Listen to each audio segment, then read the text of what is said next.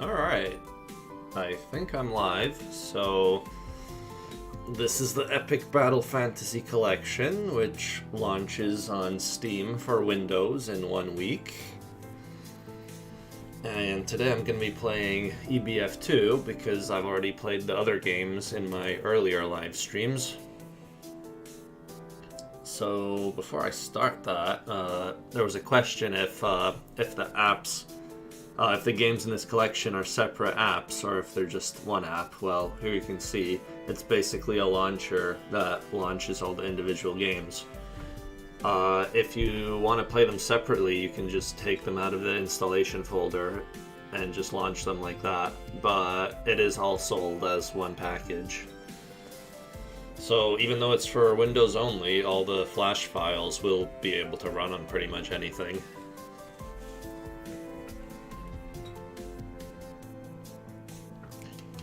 Anyway, let's see. What else is in here that I haven't showed off? I haven't showed off the prototypes, but that would be quite difficult to do on a live stream because each prototype launches in a new window. So maybe I'll do that some other time. Or maybe I'll try it after EBF2. But other than that, I've already live streamed me finishing every game here. So let's take a look at EBF2. This game is played with a mouse and takes an hour or two to beat. And it's got 2 save points. Yeah, if you want to read all this stuff, you can pause the video and read it, I guess. Or you can just read it in a week when all of this launches. And as you can see here, I've got most of the achievements except for this one. I cheated to get these, so I didn't play through the game fair and square just yet. But today I think I'm gonna play epic difficulty without cheating. Oh, I went back. Oops. Alright, so that's that. Let's start the game. Alright, cool. It looks like it's streaming correctly. There we go.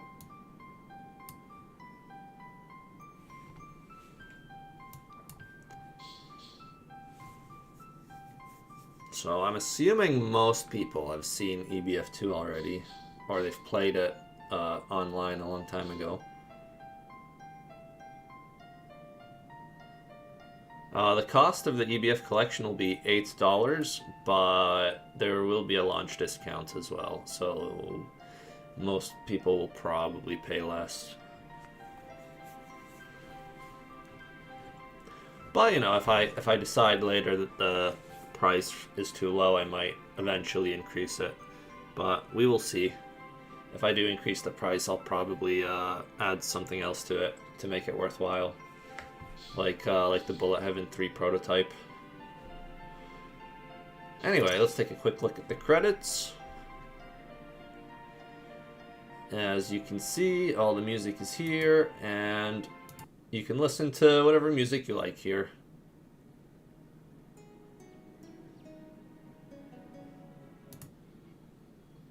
And Frina's name has been updated. It used to be Halcyonic Falcon X when this game was first released. And the game was also originally sponsored by Armor Games, which it's been left in the credits out of respect, but they have nothing to do with this current version.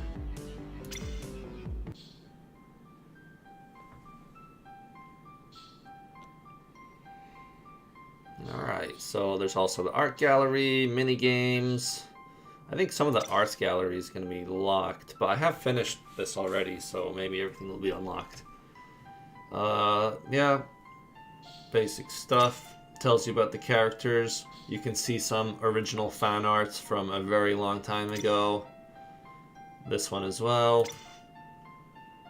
And this, and this. So this is like art that was made, I think over 10 years ago when this game originally came out. And here's some of my monsters that I drew. Some of these turned, some of these ended up in the game and some of them didn't.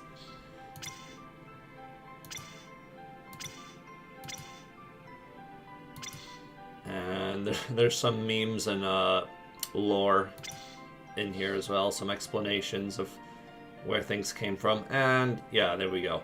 I must complete the game to see the rest of the gallery. So I think that's everything. I think I have to start playing now.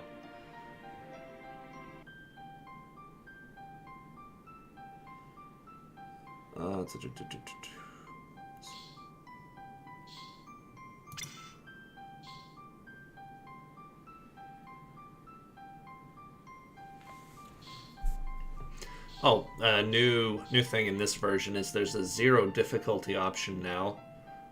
I guess easy wasn't really that easy. Enemies were only a little bit weaker, so if you really want to play the game on a really easy difficulty, then 0 difficulty should help.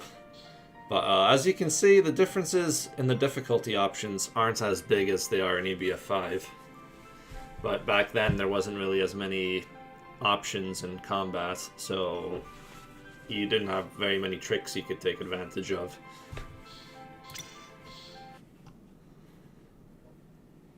Anyway, I think EBF 2 is a bit easier than the first game, especially if you know how to upgrade your characters correctly. Anyway, this continues straight from the end of EBF 1, where the world was destroyed, and Lance, of course, tried to make an army and take over what was left. So it's a very, very interesting story. Not really. It's kind of made up on the spot. It's like a Nintendo story. It just gives you an excuse to start playing the game. Anyway, let's see. I think with EBF 2, you're not you don't have to ration your items as much as in the first game. But I could be wrong, so maybe I shouldn't waste too much MP. And I'm going to change this to high quality so it's a bit smoother. There we go.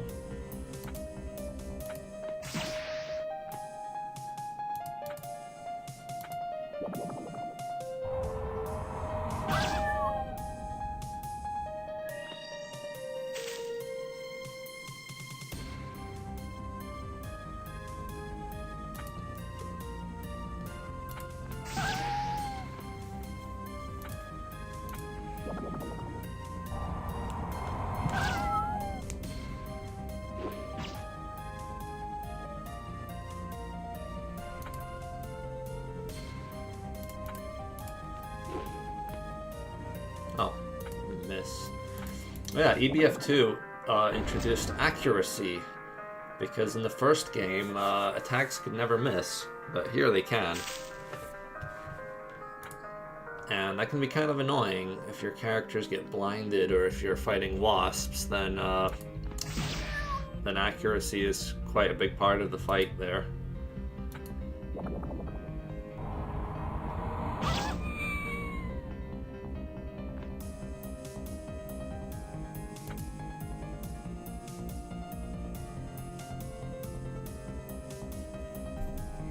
Alright, first boss, not very hard.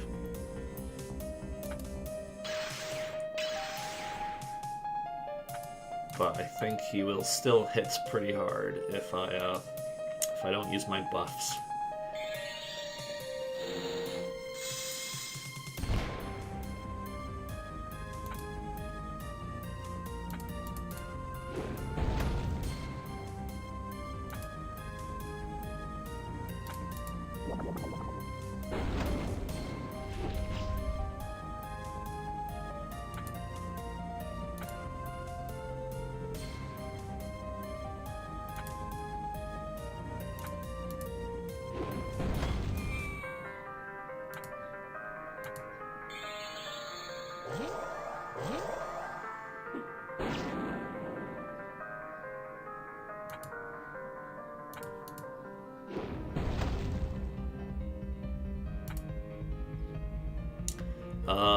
In this game, it's actually useful to save your limits breaks.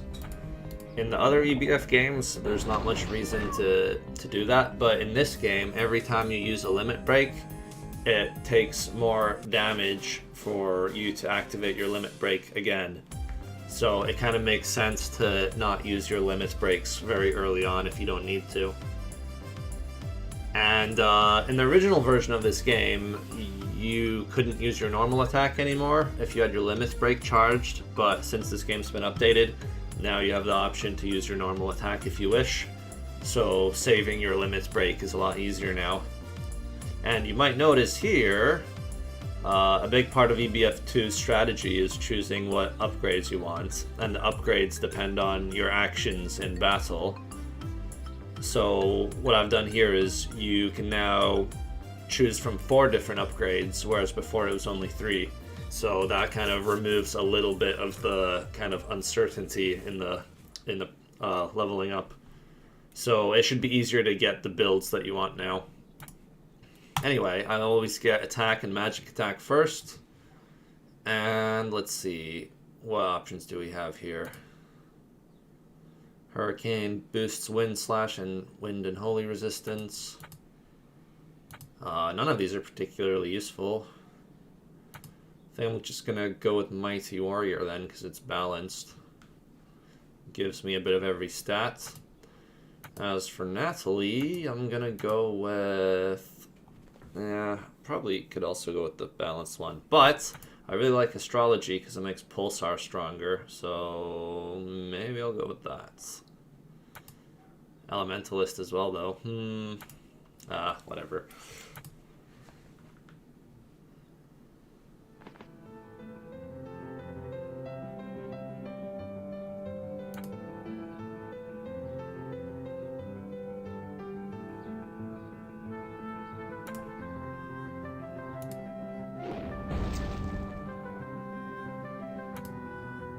Oh, I don't get healed after the boss. That's annoying.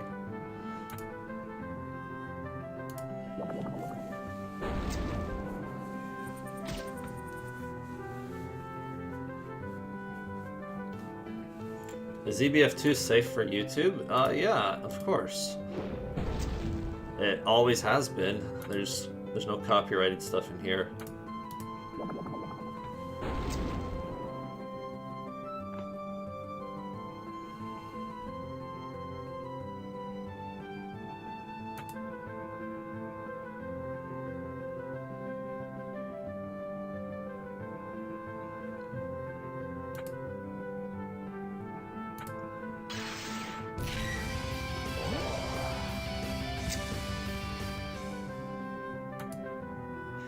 I can't remember, but there's a chance I might have buffed Power Metal as well.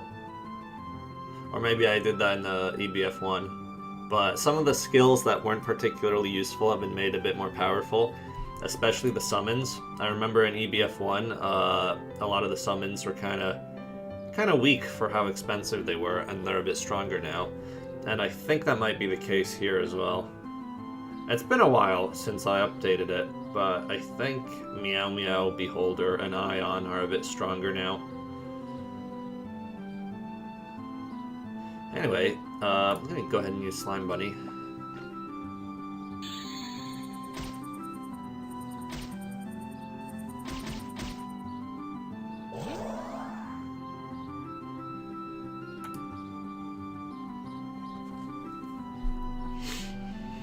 Someone says, I love the immature writing in your games. Well, the earliest games were excessively immature. A lot of the dialogue was just, like, 4chan memes. In this game in particular, I removed one line, or I changed it because it was a bit too offensive, and I changed it to something slightly less offensive. But I doubt anyone will actually notice or care.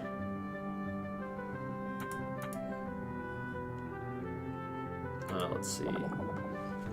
Oh yeah, there's no option to cancel an attack if it hits all enemies, which is a bit annoying. So if you select Pulsar by accident, you can't cancel. Anyway, what do we have here? Extreme Metal boosts Power Metal's damage by 50%. I don't know if I'm gonna use that a lot, but I could try going for a fun build, something different, but I don't know. I think this game isn't hard enough that I have to min-max too hard. Like, maybe I can have a fun build and still win.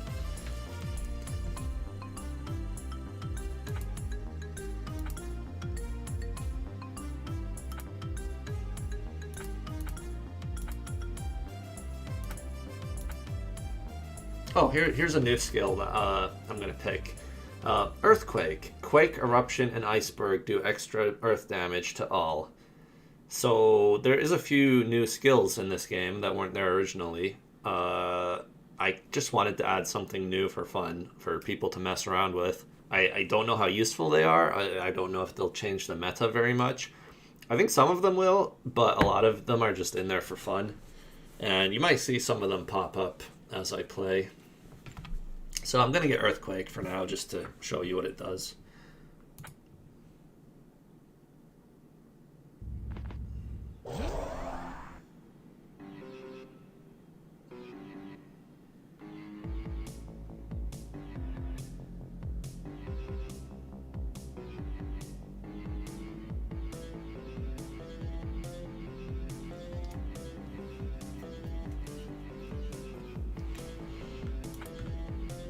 All right, first serious boss.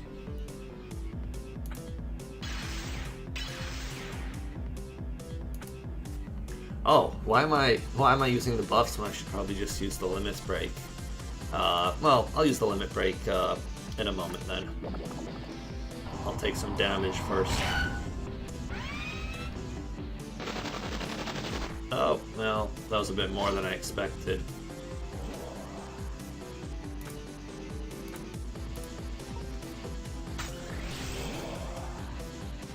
Something fun about EBF 1 and 2 is that you don't lose your buffs if you die, which is kind of helpful when you don't have any backup characters to switch to. I think otherwise it would be nearly impossible to recover if one of your characters died.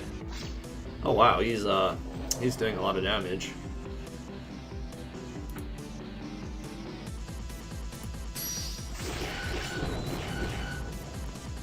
Alright, his sword's destroyed, so he should be doing a little bit less damage now.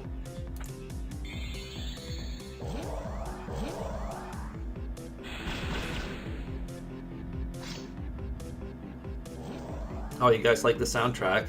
Well, the soundtrack comes free with the EBF collection on Steam. It's a free DLC download. Until now, most of the tracks were already available for free, but only on Newgrounds.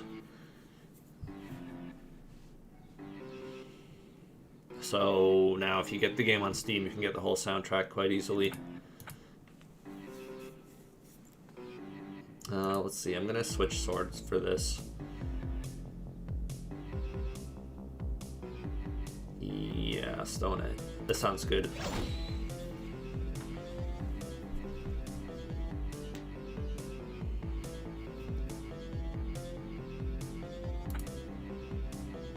Oh, out of MP, huh?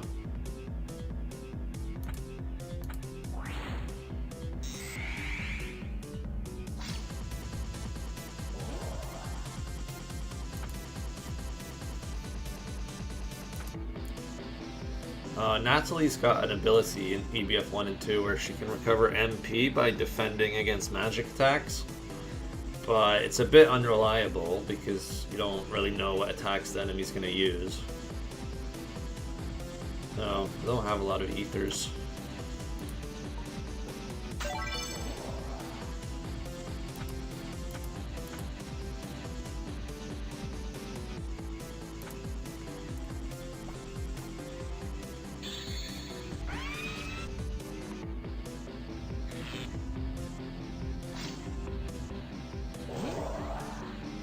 Ouch. I'm stunned.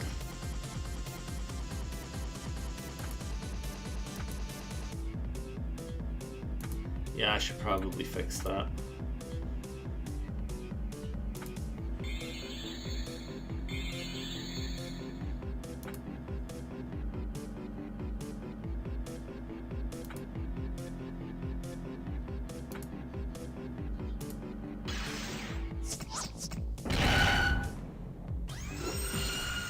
Oh no. I've made a big mistake.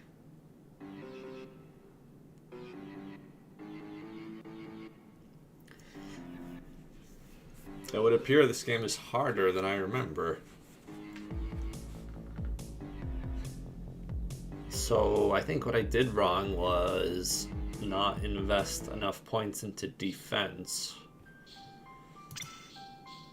Let's try that again.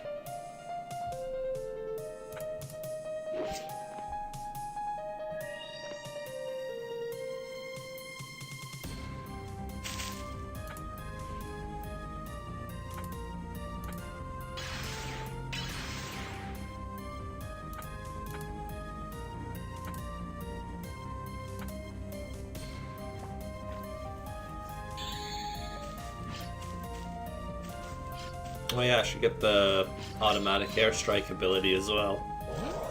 I wonder how early I can get that.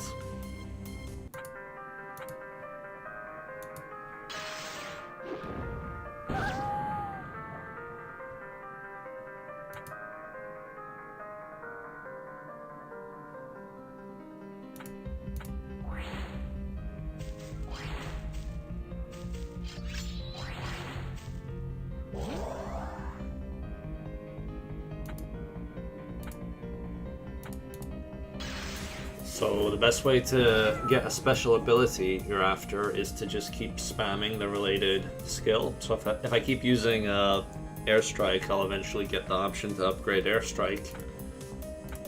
So sometimes it's better to just kind of stall a bit until you can do that.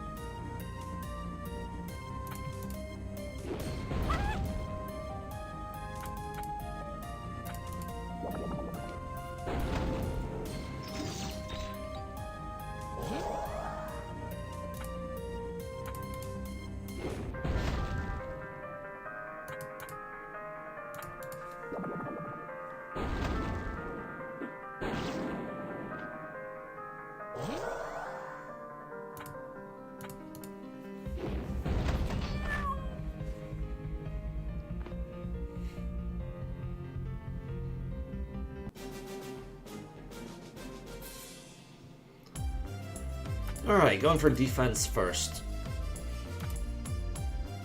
Secret weapon adds a new type of bomb for airstrike.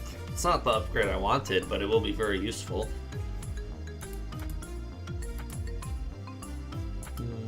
Oh, Potion Thief, that's a new one. If you attack enemies with your regular attack, you steal an item, which is not particularly useful, but it's kind of fun, so that's why I added it. And it was pretty easy to program as well.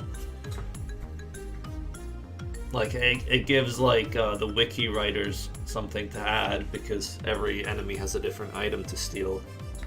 So that's why I thought it would be a fun skill to add, even if it's not particularly useful.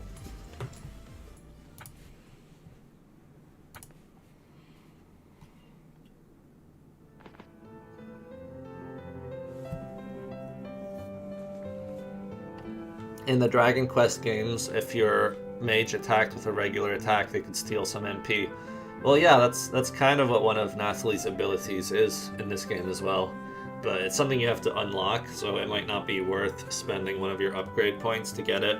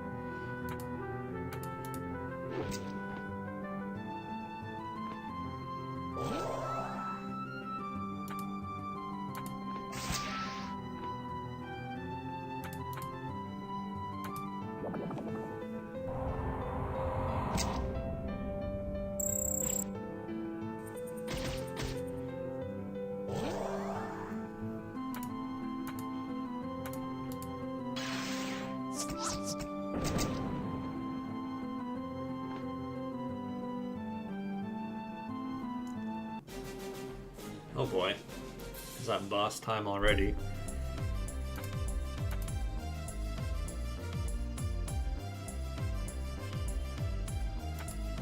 Airstrike activates randomly. There we go. That's the one I need. That will be useful for the rest of the game. As for Natalie, boost healing from regen. Oh, that's handy. So I'm gonna go with that one. There's actually more ways of getting regen now, which you might see later.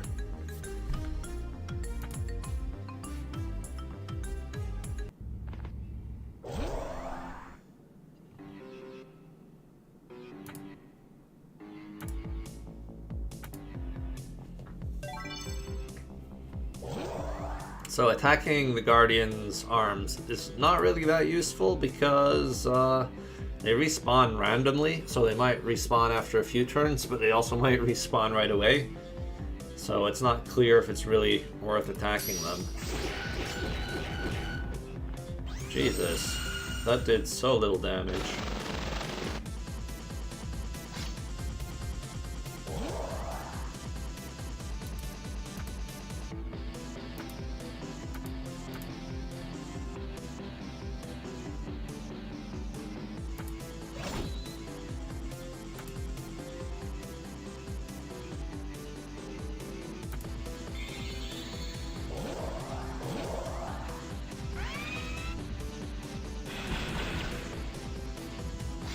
Oh yeah, and I kind of noticed, well, a few people pointed it out, that defense didn't work correctly in the original game. Like, the buffs worked, but I think the defense upgrades didn't work correctly. But now they do! So defense works, but to compensate for that, I've made the enemies later on in the game do a little bit more damage to kind of cancel that out.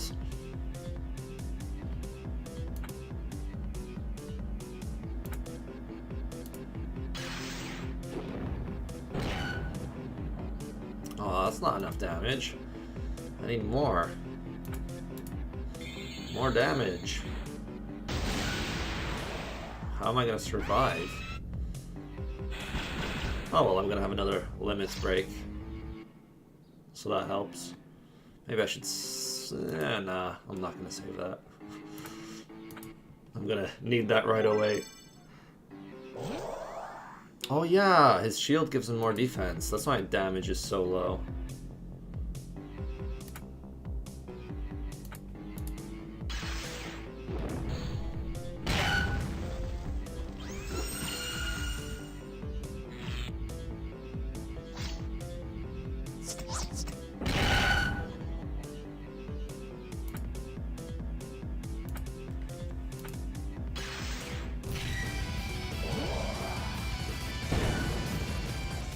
Oh, there we go. How powerful are bombs in this game? Let's find out. Ah, 28,000 damage. That's pretty good. I think I can actually save my limit break now. Or no, I'm not going to let him live. That would be a big mistake.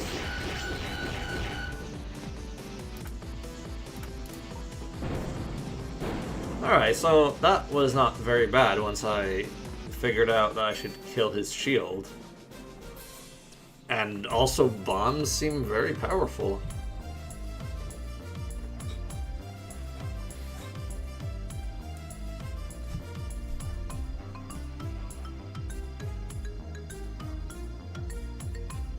Alright, let's see. What can we do now? Who's the next boss? It's the Golem. So I'm gonna want some magic defense. As for upgrades, Cleaver, very useful. Counter, also very useful. I'm not sure which one I want more. I want both of them, but I think I'm gonna go with Cleaver first.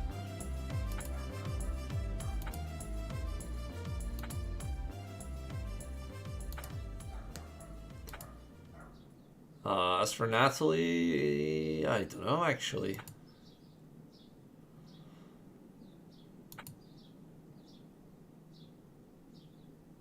Elemental resistance, huh? I think I'm gonna go with that one.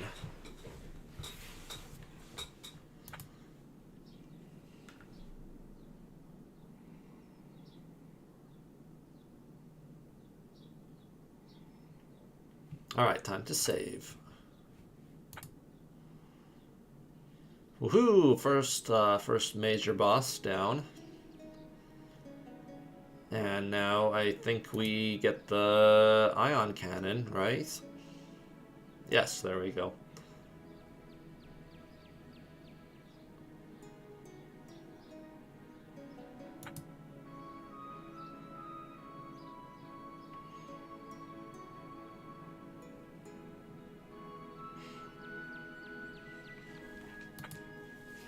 Oh yeah, there's mini games in this so that you can collect cash before you go to the shop.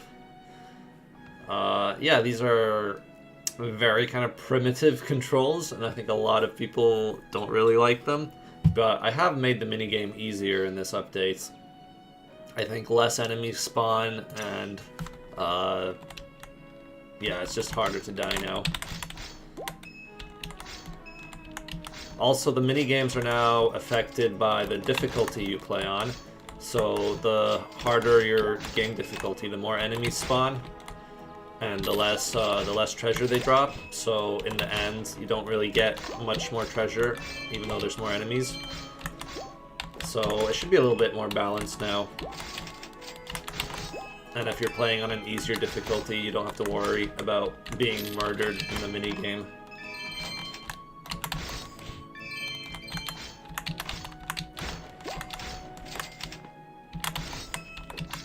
But as long as you collect a lot of hearts really fast, you're not too likely to die. It's more important to get lots of money instead of trying to stay alive.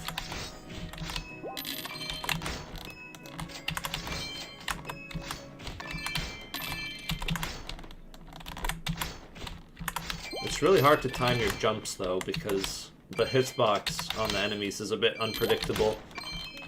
Like, when they're coming out of the ground, you can't hurt them at first, only when they're almost all the way out. So you might be tempted to attack a bit early.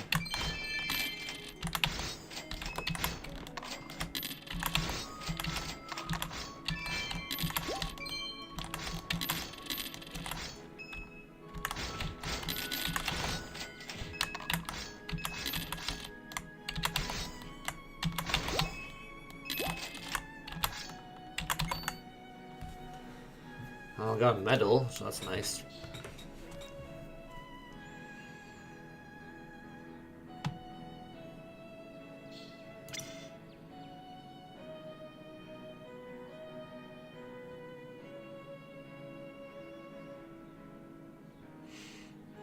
What should I buy? Water of Life, Max Ether, and bombs, maybe? Yes, for later. If I get, like, siphoned, then bombs are pretty useful. Actually, maybe some of the stunners as well.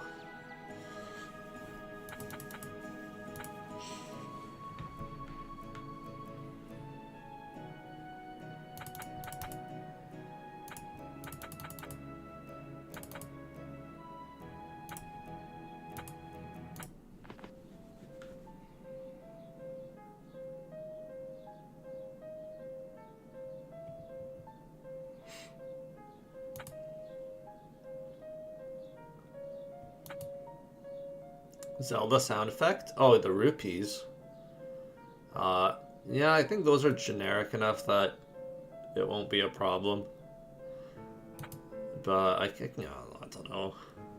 A lot of games have sound effects that are really similar to Zelda sound effects, and no one seems to be bothered.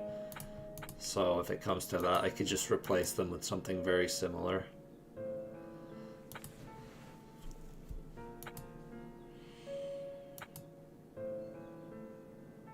I believe these guys are weak against ice. But the stupid Blizzard sword has very low accuracy, which is a little bit annoying.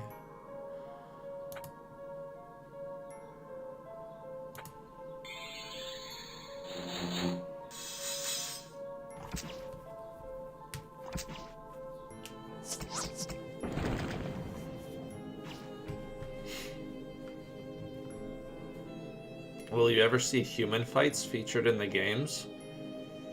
No, because I don't like killing humans. But EBF 5 does have a few. But it's all... You only fight humans from your party.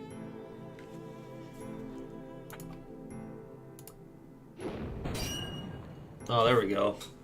That's how annoying ice attacks are. They always miss.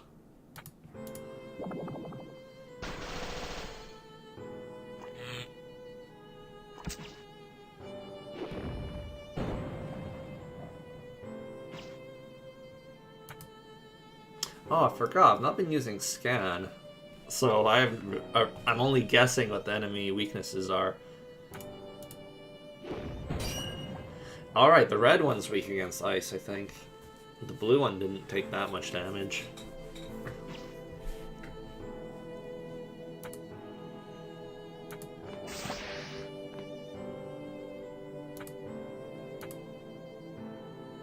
Tempted to use Ion, but I don't think it will be as effective as I hope for. Maybe I'll use that somewhere else.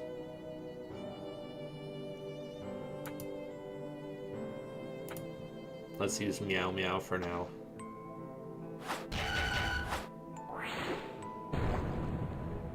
That was not that good.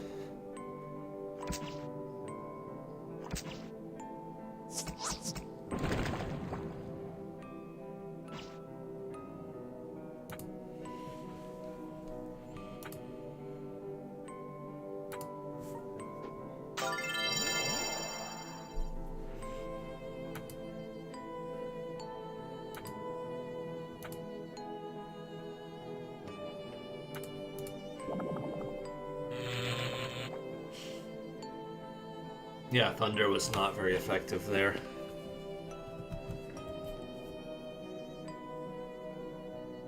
Is Ion non-elemental in this game? I don't actually remember. I'll take a look in a second. Let's see. Yeah, it's non-elemental. Which kind of limits its usage a bit, because it's not particularly effective against anything.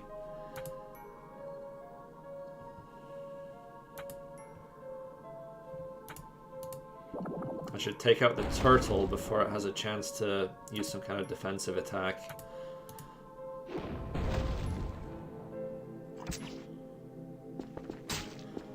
Oh no, that was a lot of damage.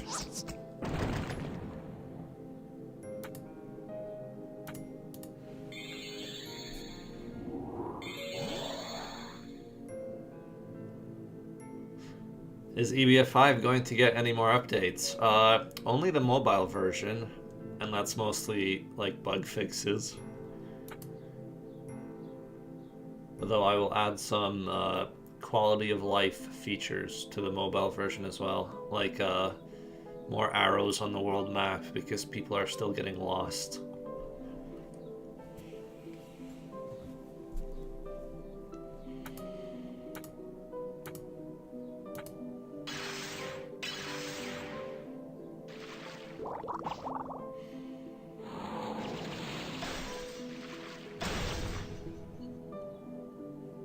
Why are these normal enemies killing me? I underestimated them. But don't want to use my limit break until I've had a chance to use temper. And my limit break's not going to be very effective with this sword either.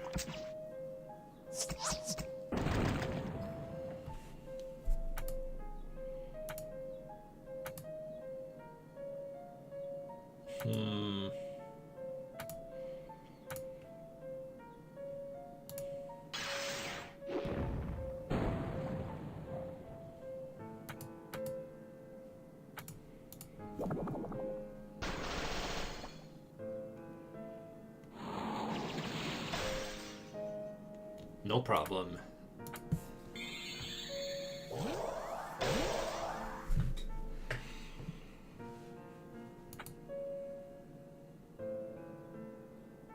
How well does the mobile game run? It's free to play, so you can just download it and find out. You can transfer your save from Steam, but it's kind of a clunky process. So I would just recommend starting again.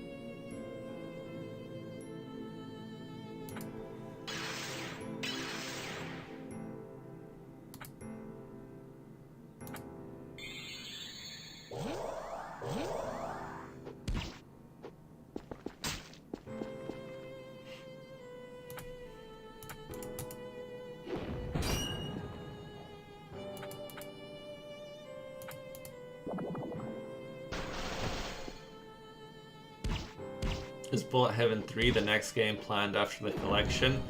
I'm not going to finish the Bullet Heaven 3 prototype. It was interesting to play around with, but there's plenty of reasons that I don't want to keep that format. So that game is probably not going to be expanded on anymore.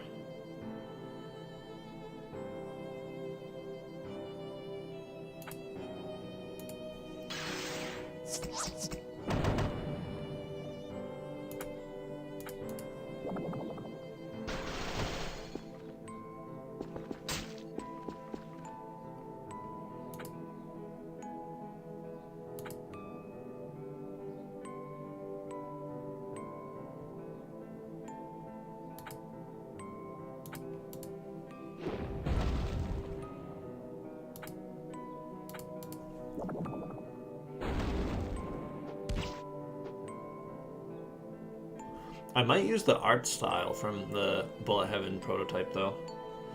I might use the same art for something else. I mean, a similar art style.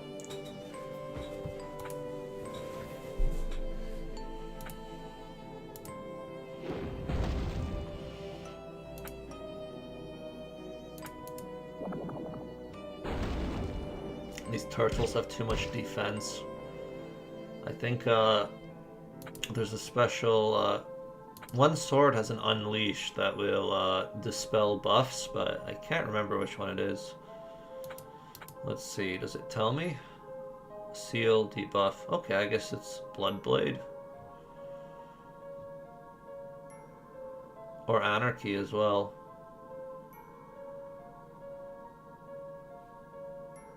Interesting. Okay, well I guess I could have used Anarchy to get rid of the debuffs. Maybe I'll use that against those ghosts later on that have auto revive.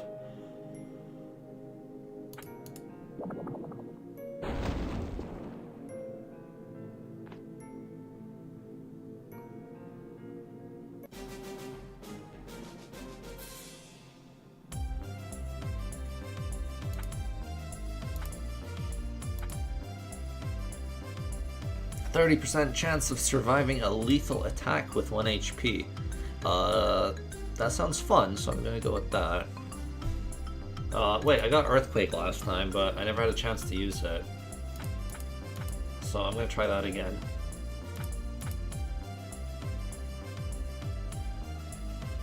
Oh, the text is cut off here. I need to make a note of that.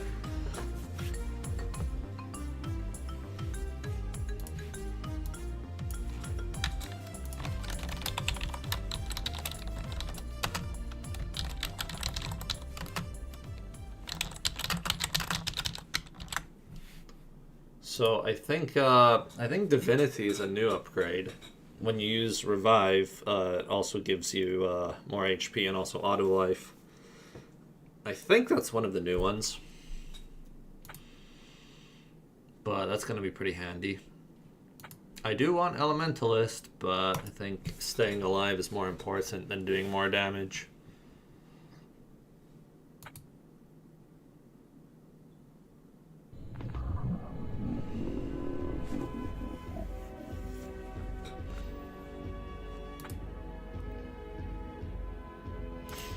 Alright, so I'm gonna jump right into this and do as much damage as I can.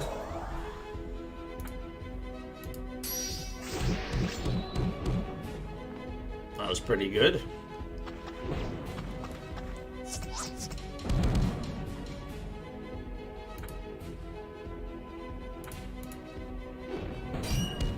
Yeah, he's gonna be dead in no time.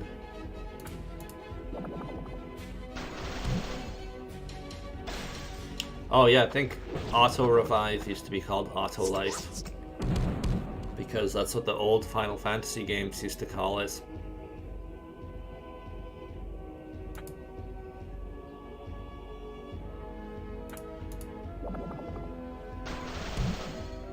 Oh, this track actually was extended. Oh, am I gonna die?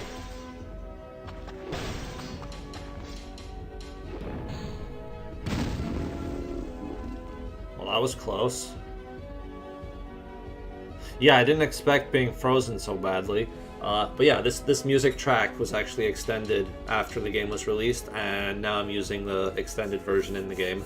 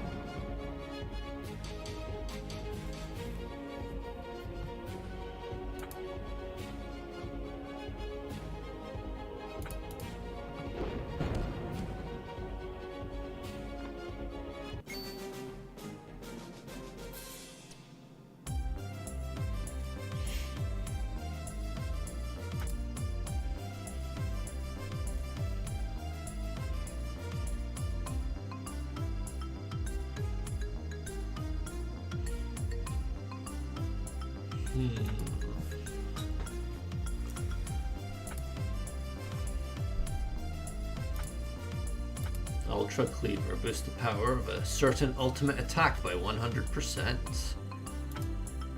Counter physical attacks sometimes. Ooh, it's tempting. I think I gotta go for Ultra Cleaver. I can't remember if that was in the original game or not, but it's here now.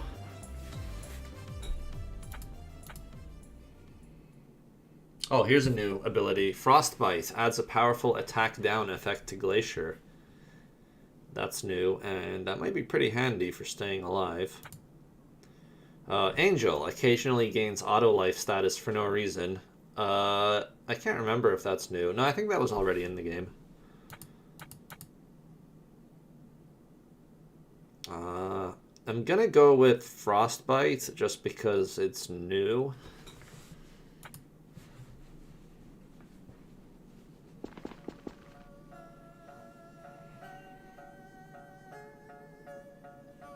Yeah, there's 4 bonuses to pick from now instead of 3. So it's a little bit easier to find the ones that you want. Alright. Let's kill this turtle before he has a chance to do anything. There you saw the little bonus effect from the earthquake skill. It wasn't very helpful here because, well, the wasps don't take very much earth damage. Oh, out of MP, huh?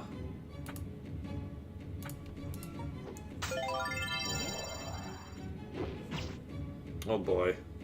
Oh boy. Yeah, even the weak enemies do so much damage.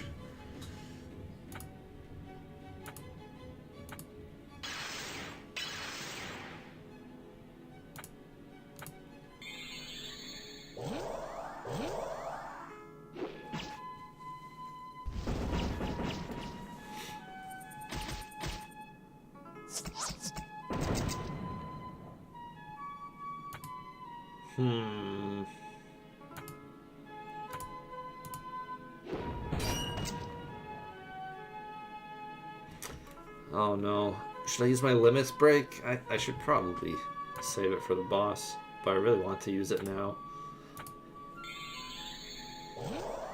Is the mobile version like the Steam version in terms of content? For EBF 5, yeah, it's pretty much the same. Except you just pay for it differently.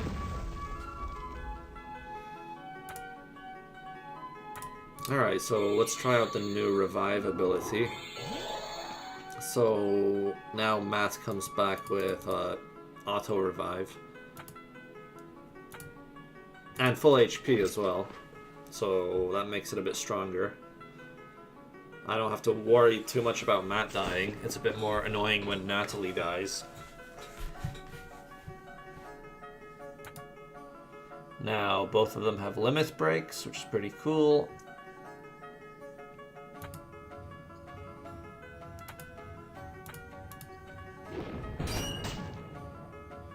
There you can see the Quake ability. The Earthquake was a bit stronger that time.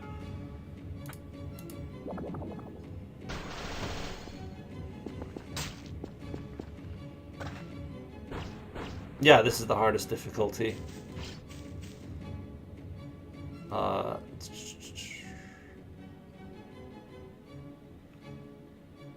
No, EBF2 does not have more checkpoints than before, so there's only 2. Which isn't a big deal early on in the game, but if you die on the final boss, then there's a decent amount of backtracking to do, because you have to fight the Hydra again. I should probably heal. Can I kill this guy? Maybe.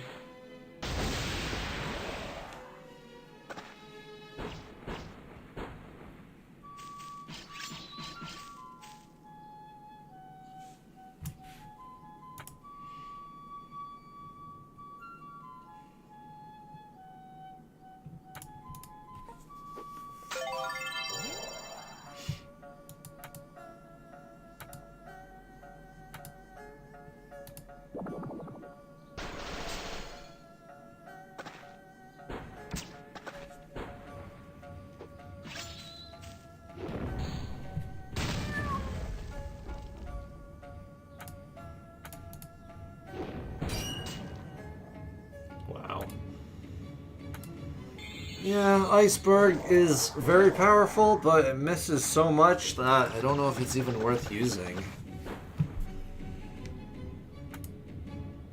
Except against enemies with very low evade.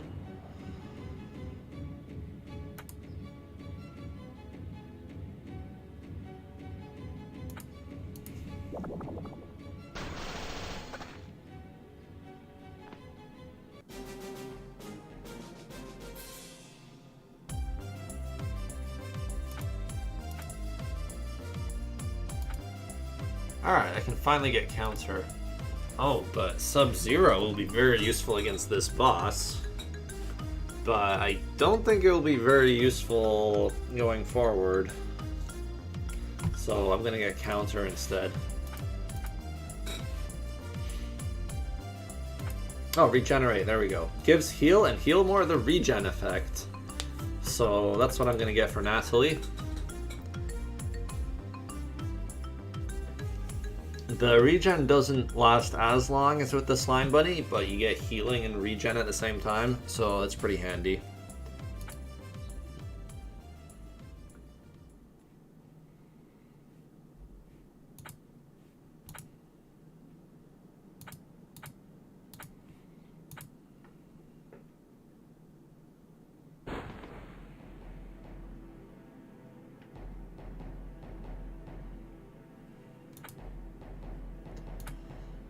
Alright, let's jump right in with the limits breaks.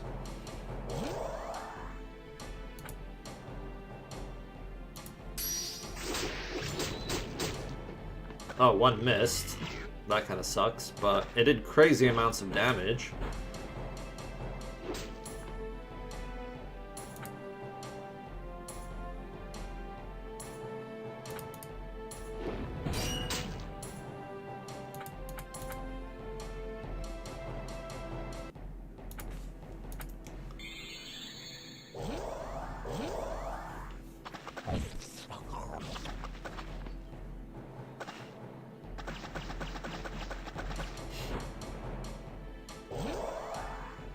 Yeah, that's quite a lot of regen healing.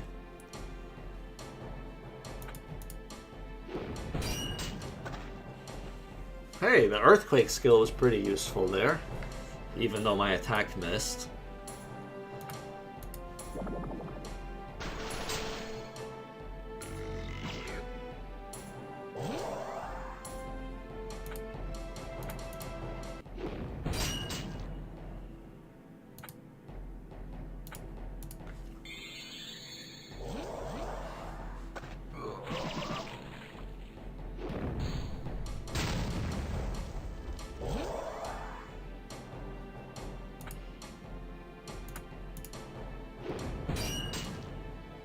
Boo.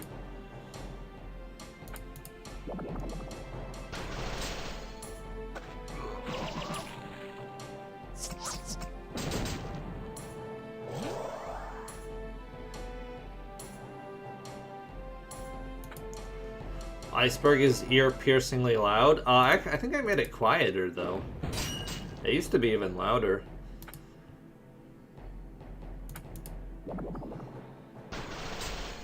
Oh, he's still alive.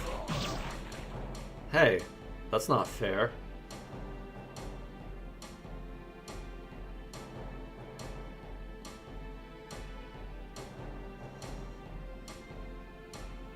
Oh well.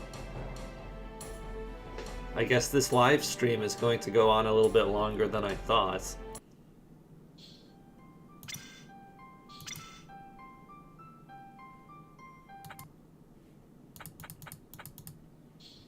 Someone said there was a bug that if you die and continue, you get to keep your skills.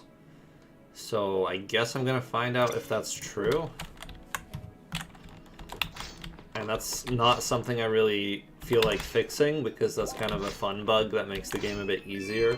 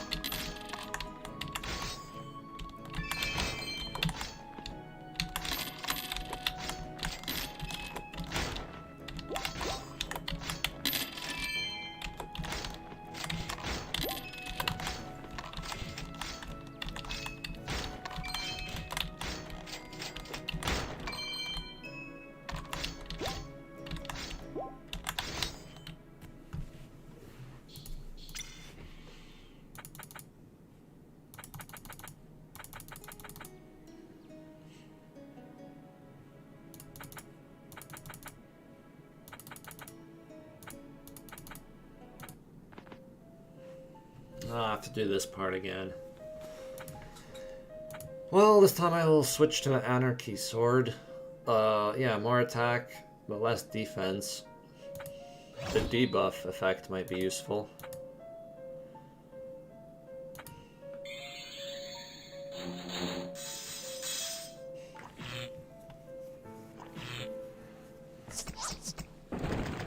Oh, what have the Reggies been replaced with? You should go watch the EBF1 stream if you want to find out. I think I did that one maybe a year ago.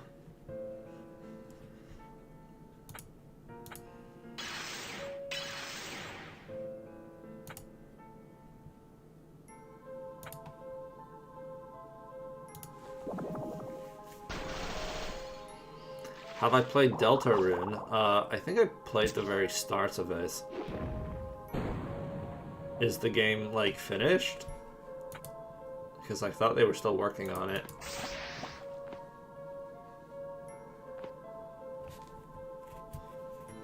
Am I going to scan the enemies? I can't be bothered. Alright, let's use Heal More and let's see if it has the regen effect. No, it doesn't. Huh. So maybe the bug doesn't work as I thought it worked?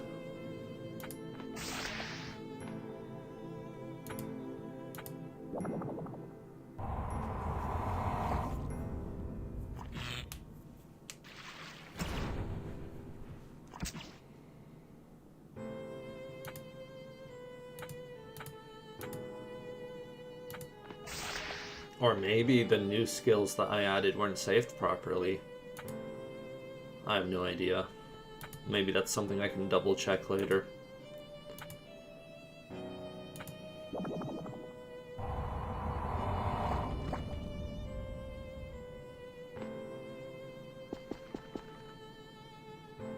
Yeah, I'm probably not going to play Deltarune until it's finished, because I don't see the point of playing, like, part of a game. Especially since I'll probably quite enjoy it. I wouldn't want to, you know, start it and then not get to play the rest of it.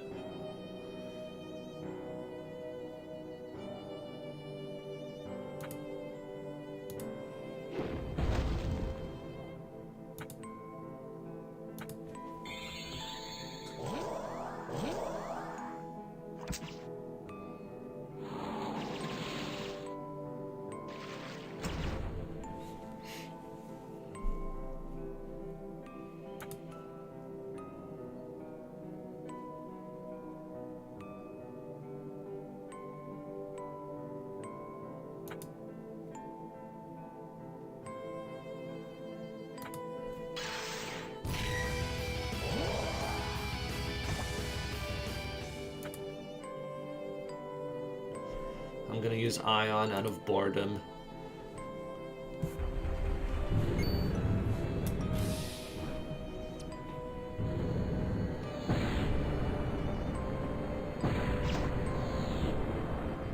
That was actually fairly powerful.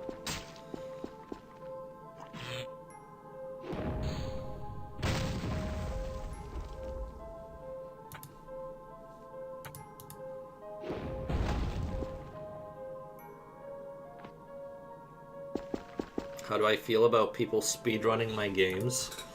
I don't know if they're designed very well for that, but some of the shortcuts people have found are pretty entertaining to watch.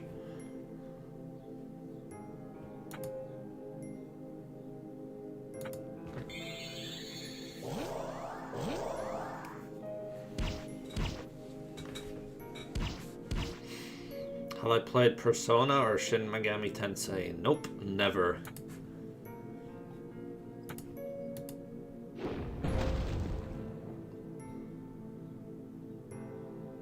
What's the oldest designed enemy I've ever created? I don't know. Like, what does that even include?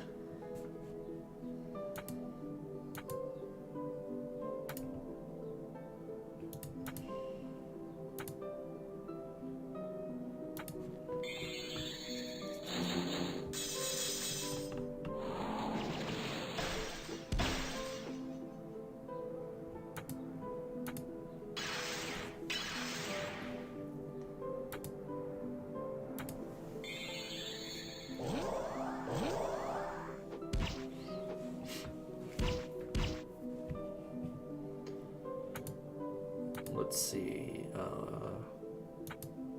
Unleash. Let's see if it does what I think it does. Yeah, his debuffs are gone. Perfect.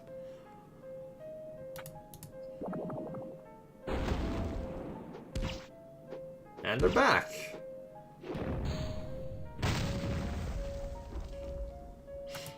Well, I should get rid of them on this guy since he has higher attack when he's buffed.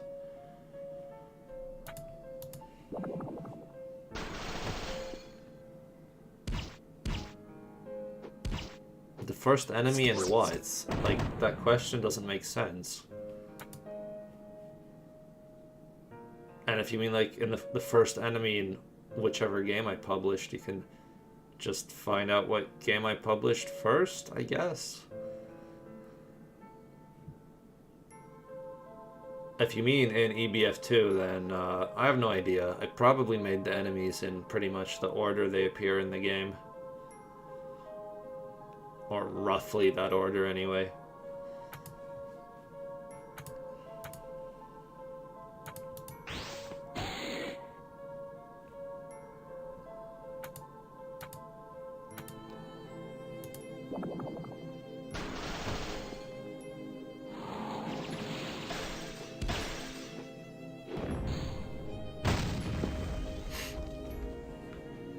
How do I feel about my games being modded? That's good, because it means people are making new content and I don't have to.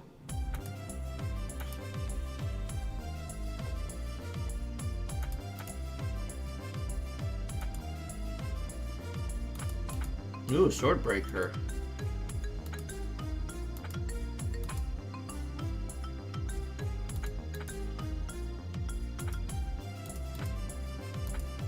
I don't really like the upgrades I got very much. Let's go with Mighty Mage. Nice and balanced. I'm gonna stick with Swordbreaker because I think that'll be handy. Maybe more useful than the Glacier upgrade.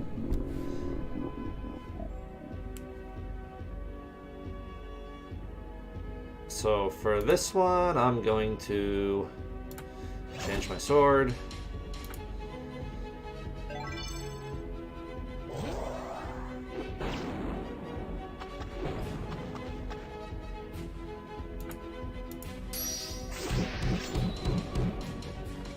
Nice, nice.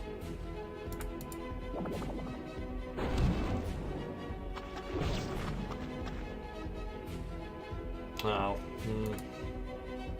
Oh no, I don't have MP. Well, I hope he doesn't kill me in one hit. Oh, I could use Water of Life. Do I want to use my Water of Life? No, I don't.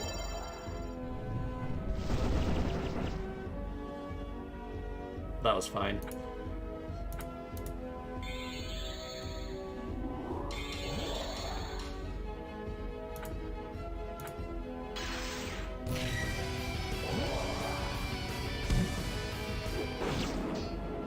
Ouch.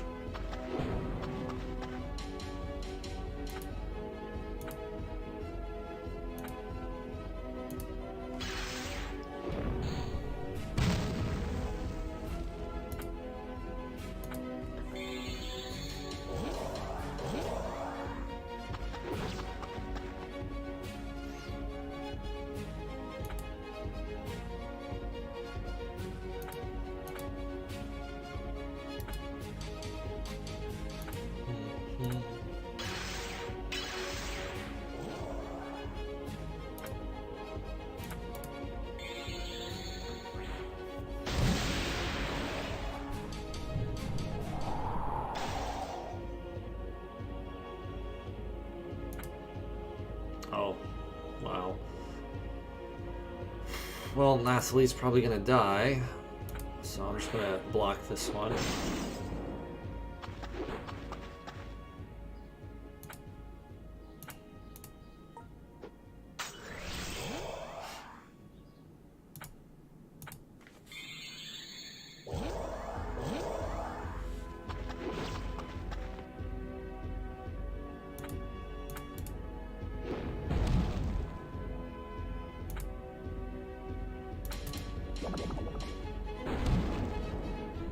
Will there be more translations to other languages? No, not with the old games. Maybe if I make a new game, I might add more languages to that, but I'm not going to go back and translate anything that's not been translated so far.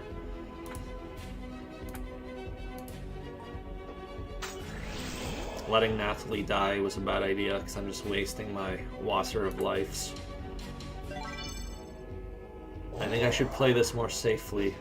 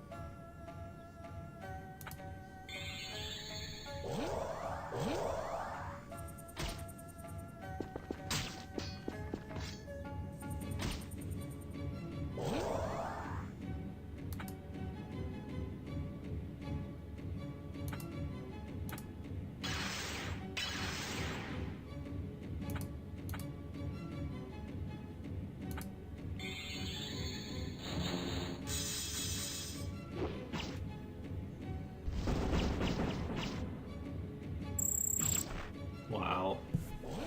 Savage.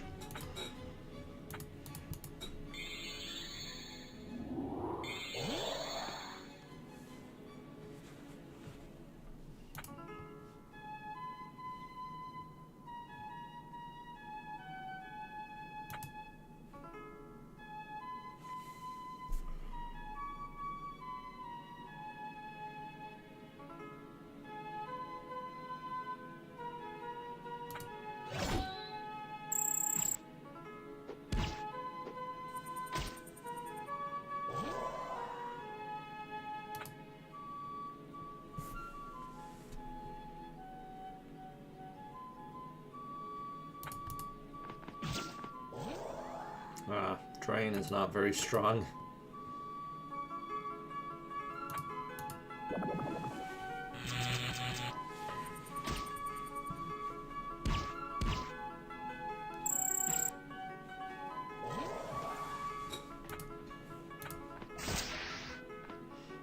Aha! Wind Slash gave everyone the attack down, so that's pretty useful to know.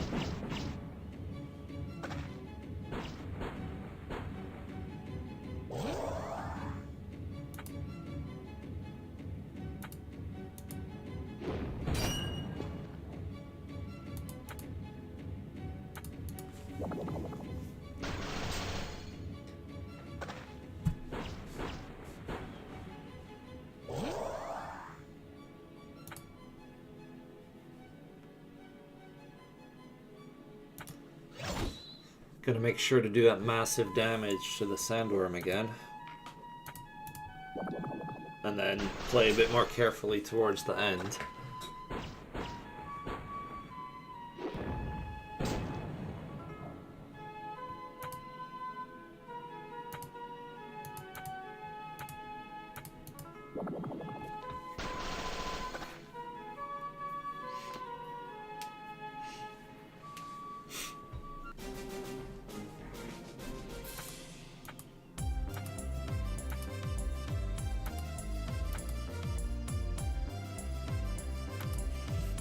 Gonna go with Survivor this time.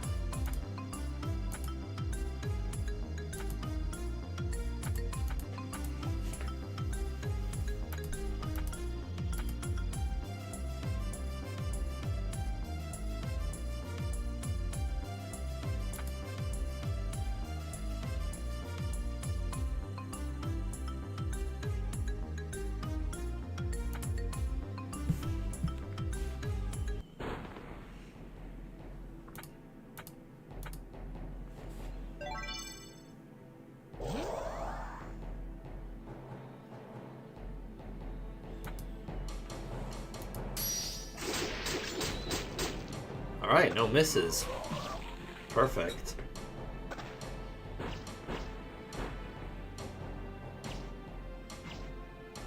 Oof, that's a lot of damage.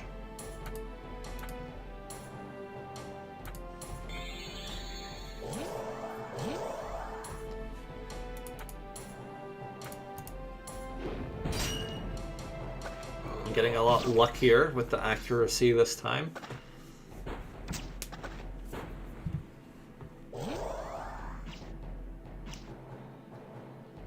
Oh, that poison's getting painful.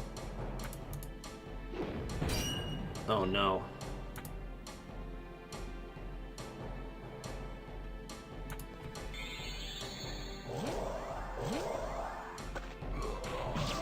Hey, maybe I'll get another limits break to finish him off.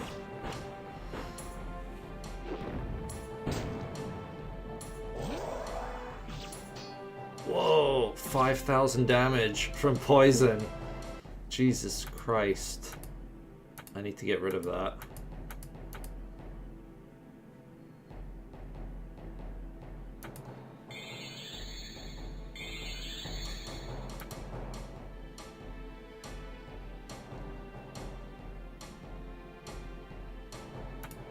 Is this going to be enough healing? I don't know.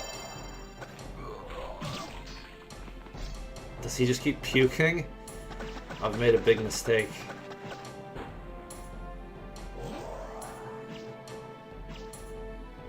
But at least I can finish him off now. Yeah, I didn't realize how powerful the puke attack is. I think he just keeps using it over and over again when he's almost dead.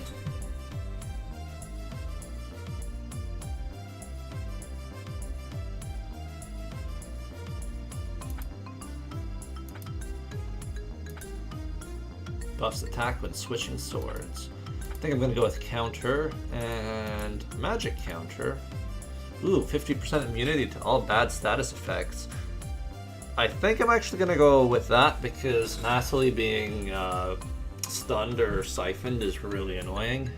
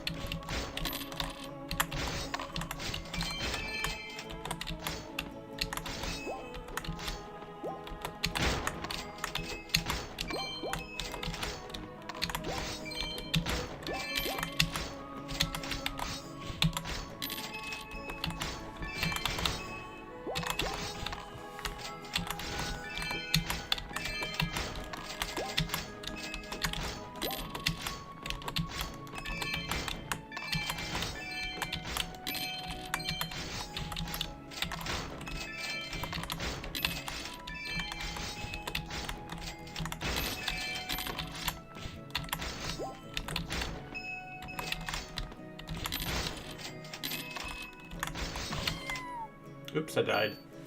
Doesn't matter. The timer was almost over anyway.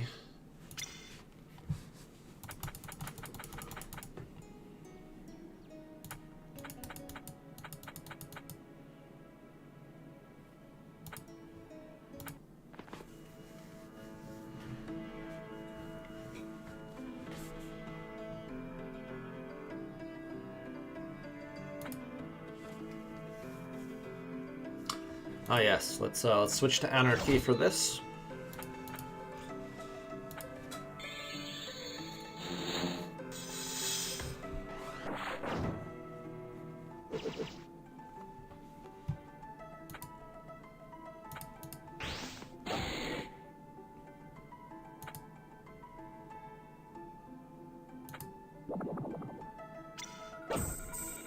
Wait, that's not what I wanted to do.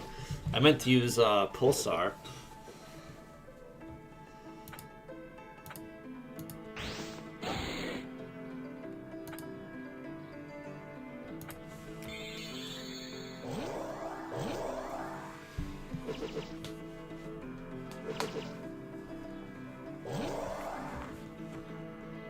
Wait, you got auto life back? How did that happen?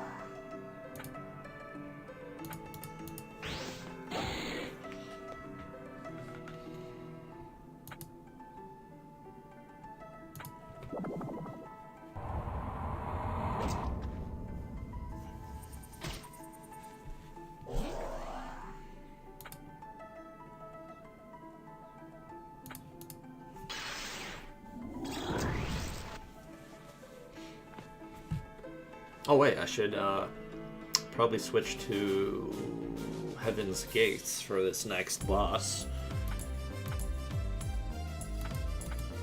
Boost magic defense by 8%. Huh.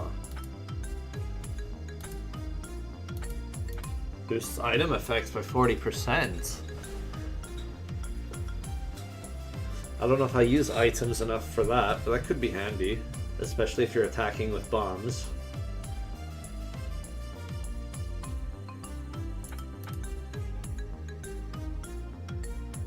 Boosting magic defense would be the kind of lazy option. I kind of want to use the items. Maybe like this.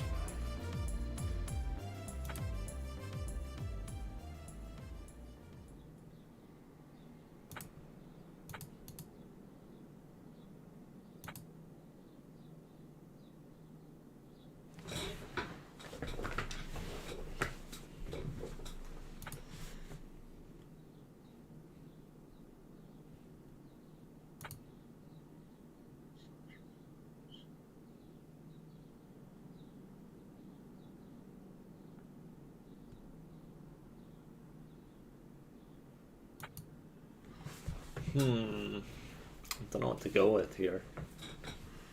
I'm gonna play it safe and get magic defense for Matt. Maybe Natalie should get it too.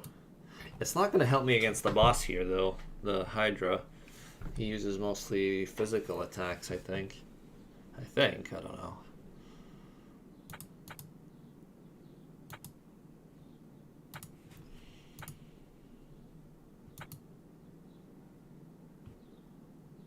Ah, whatever.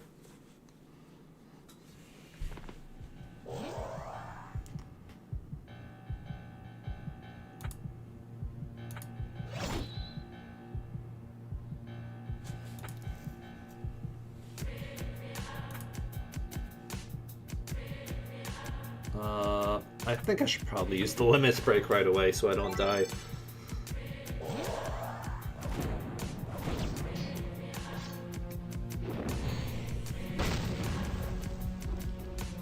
I can't use Matt's limit break yet, but Psyken should do a lot of damage. Yeah, that's pretty good.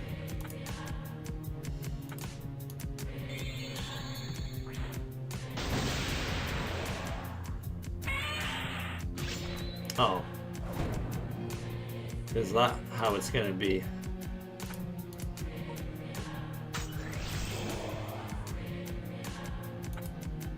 Oh, she's got her limits break again. I don't really need it just yet.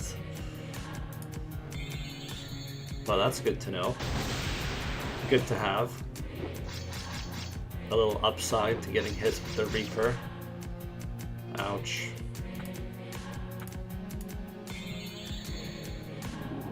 Well, I can probably finish them both off with Cleaver.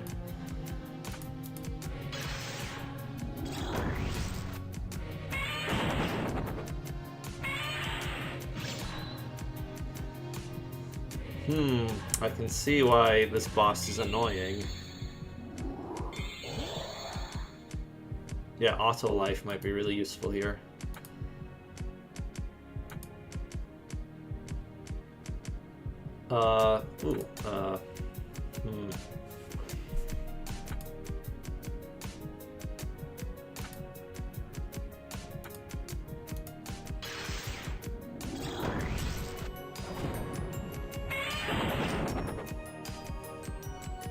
Alright, I think I have one.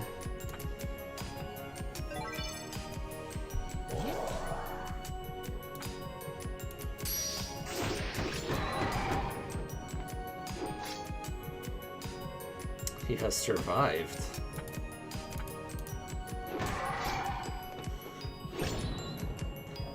Well, that was quick. Not so bad. Why is my Steam developer page so empty? I don't think it is. I think everything's been filled in correctly. I don't know what you mean.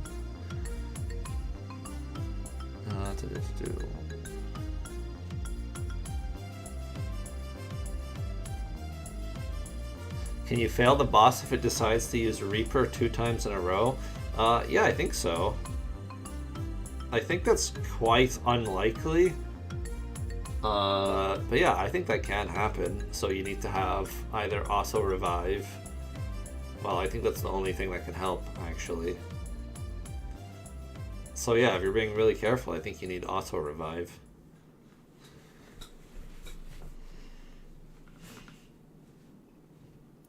Oh, Divinity. Yeah, revive fully heals HP and gives auto life. Yeah, that's good. Random auto life is also good, but I'll get that next time if I still can. We're approaching the final boss though, so there's only a few more upgrades left for me to get. Boost Psyken. Ooh, that would have been very useful for this boss. I don't think it's very useful for the final boss. Attack increases when hit by a powerful attack. Let's see. Buffs attack when switching swords. I think that is more useful than Berserker, to be honest. Yeah, I'm gonna go with Ready Edge. It seems like the most useful out of all of these. But none of them are particularly great.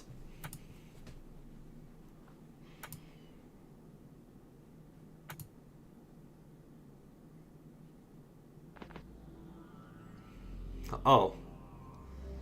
I have 5,000 followers on Steam, but the page is empty? Oh, that's weird.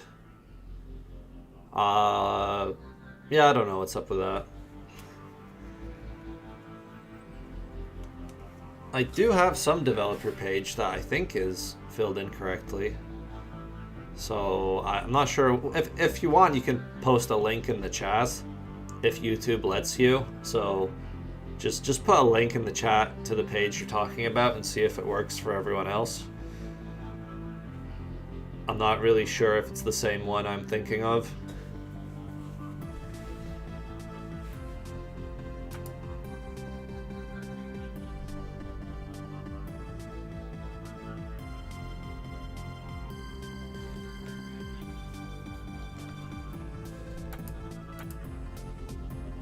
Oh, this is a good place to use my bombs, but maybe I should save them for the final boss. I kind of want to use them here.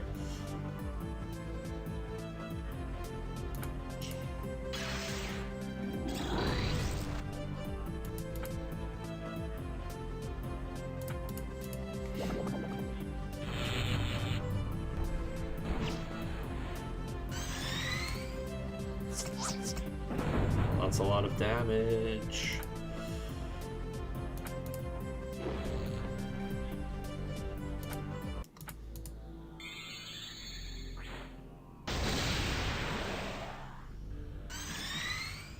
Oh, there's someone from Japan in the chat.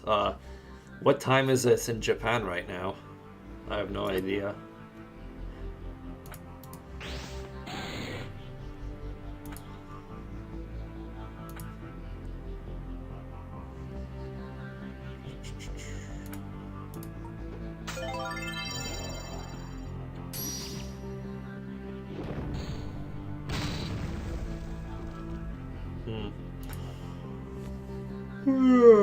Alright, we're almost finished this game.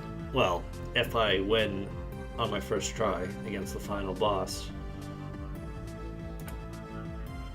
Which I might not, but I'll try to take it slow and carefully.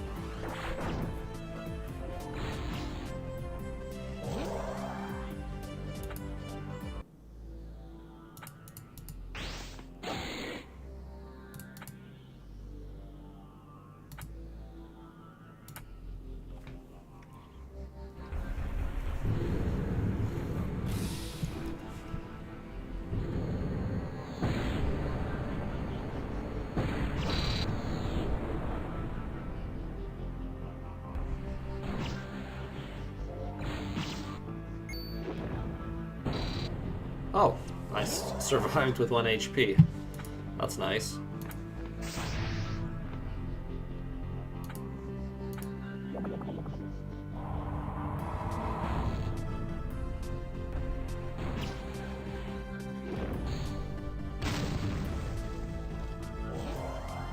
Someone is from Turkey in the chat.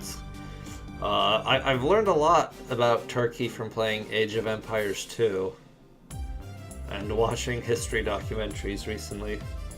Apparently the Ottoman Empire was pretty big. And it existed until, like, very recently. I think it finished in World War I.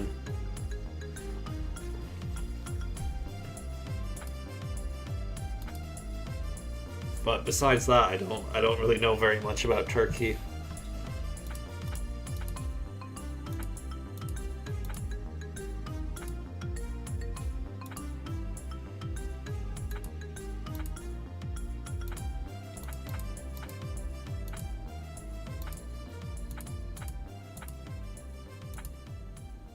Oh, Stronger Judgment. Yeah, that sounds fun.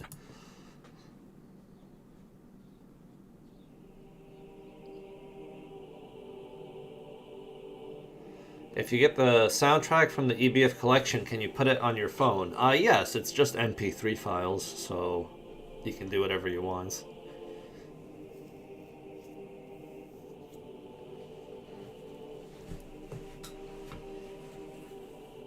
The Bulgarians, they're also in Age of Empires 2. There's a lot of civilizations added now. With the definitive edition, there's, I think over 50 civilizations. So, a lot of history that you can learn from playing video games.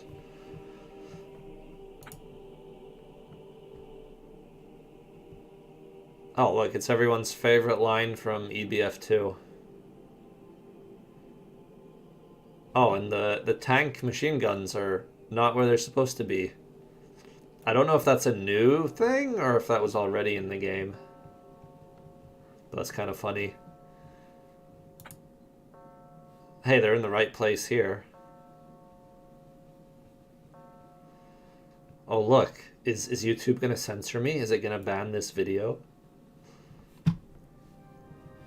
Oh, I did actually make a change to this image because when you fight Lance as a boss, his swastika is always reversed. But in this cutscene, for some reason, it's not, and it should be. So now it is always reversed like it should be. Because Lance is an idiot, and he wears it backwards.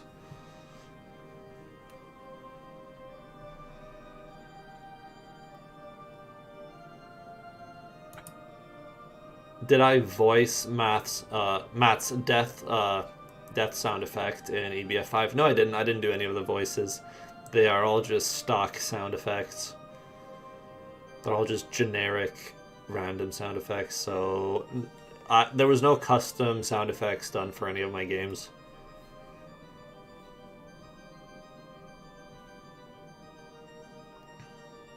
Yeah, they're still adding new updates to Age of Empires 2.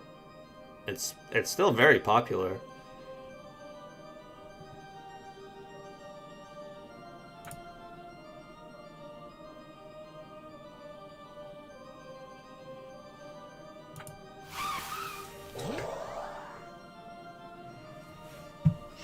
All right, better be very careful because I don't want to replay the last boss again and all that stuff.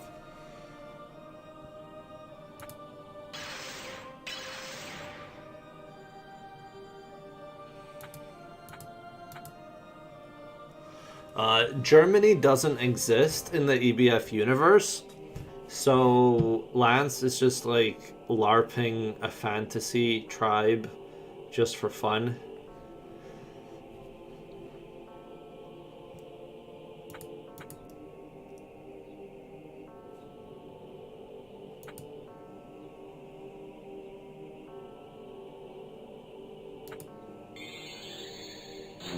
Do I still visit Newgrounds? Well, yes, you can tell because I still post on Newgrounds. So, I don't know, like, that seems pretty obvious.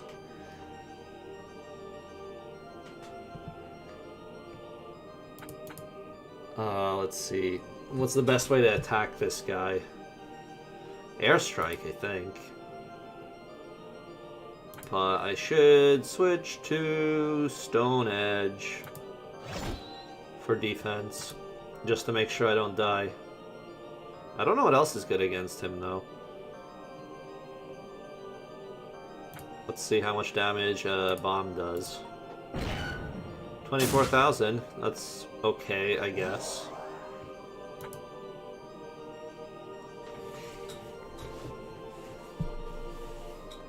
How much damage does Quake do? Oh, even better than the bomb. That was pretty good, actually. What about Thunderbolt? Yeah, 15,000. Not so good.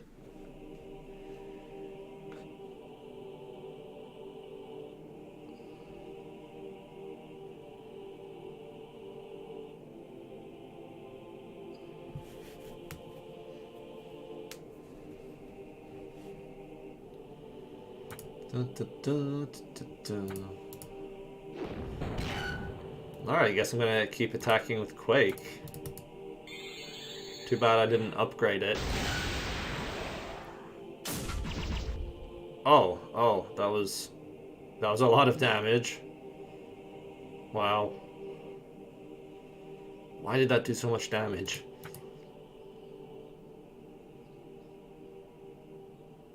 I'm gonna defend and heal up for a second.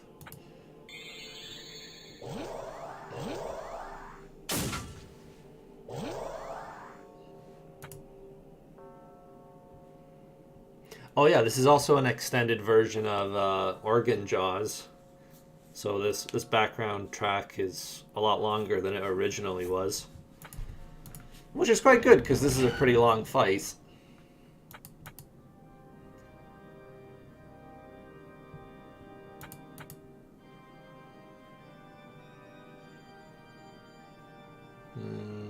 Natalie doesn't have anything really good for attacking here.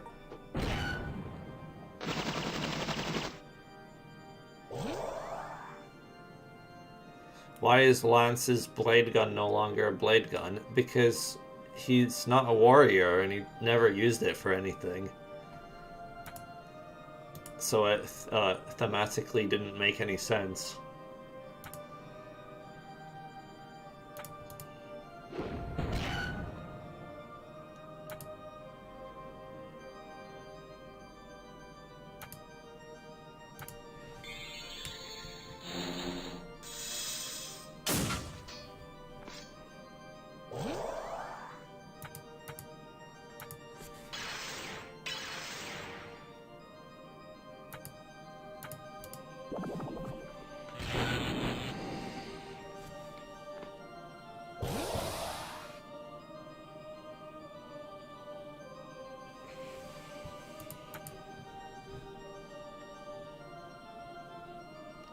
Why did I get rid of MP in EBF 5? Everyone keeps asking me that, but it's because MP was pretty boring. I think that should be pretty obvious. Like, MP actually did something in EBF 1 and 2, but after that it was pretty easy to get nearly unlimited MP in EBF 3 and EBF 4. So it wasn't really an important part of the game. Alright, Lance is here. What do I do? Spam limit breaks, I think. Oh, Natalie doesn't have one. I want to use Ion because there's 3 enemies, but I think I'm going to regret it because I could easily die.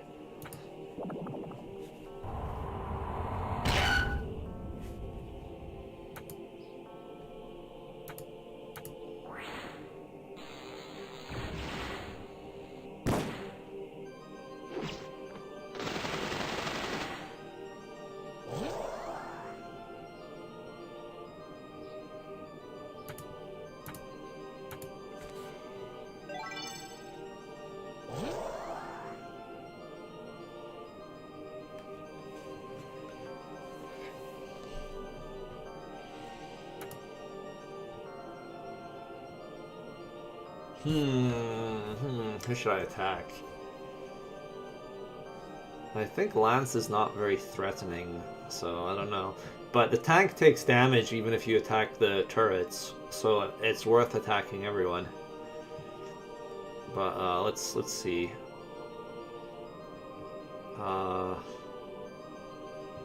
Let's take out the laser, because if the laser charges up, he can do a lot of damage.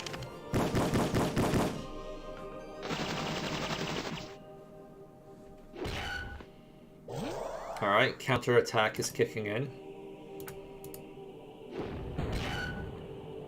Nice damage.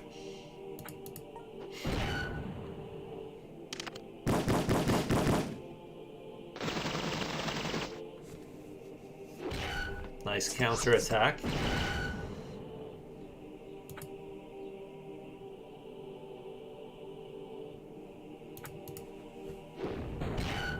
Beware of the gas chamber attack. Oh, yeah.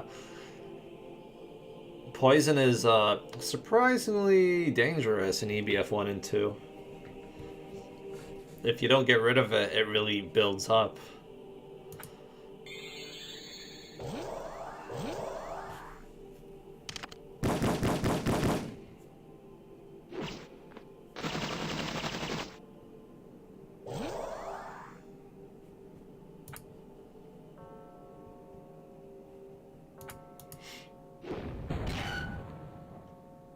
I'm gonna keep Lance alive just so that 2 nukes can't appear at the same time. I think that's how it goes.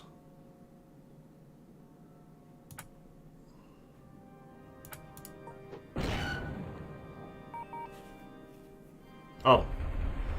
Oh, that's not good.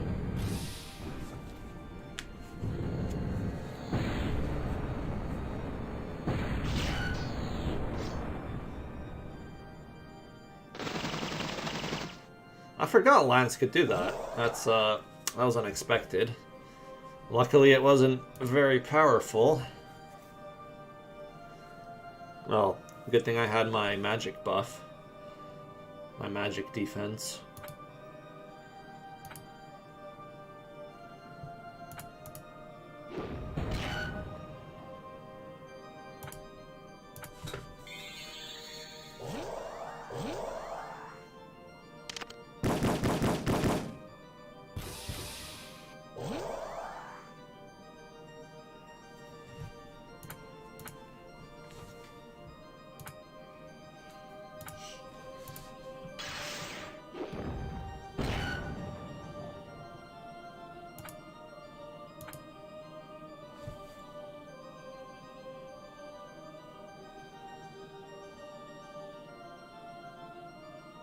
Oh, I have an idea. Attack down. Oh, his attack is already down, so that was a waste.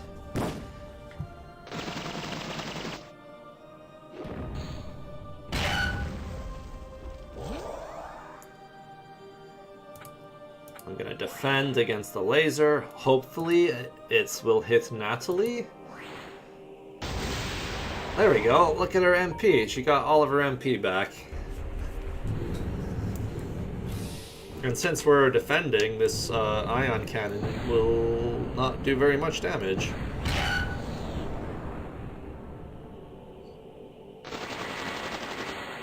Alright, well, that was kind of close.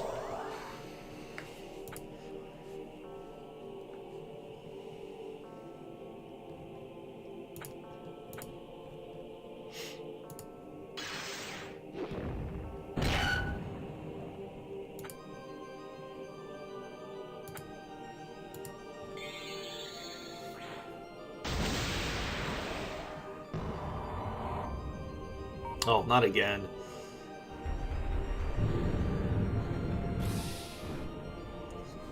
Maybe I should kill Lance after all.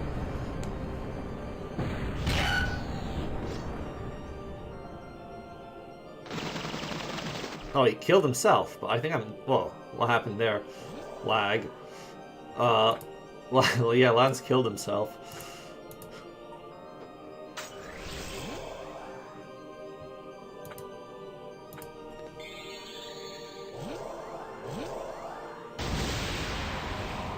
Oh my god. I think I'm in trouble now. Give me my limits breaks.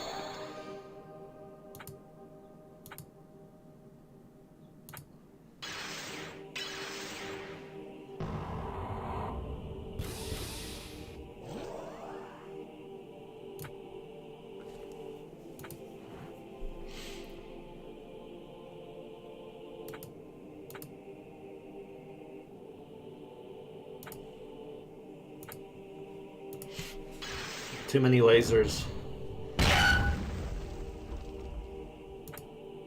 What can I do?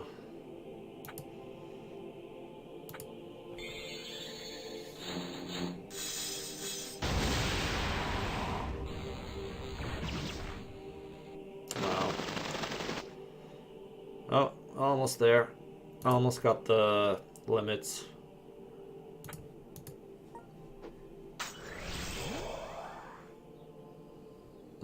I'm gonna wait.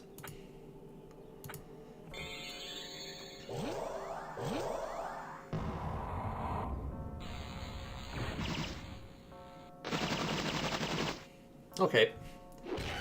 Now's a good chance to go ahead and attack.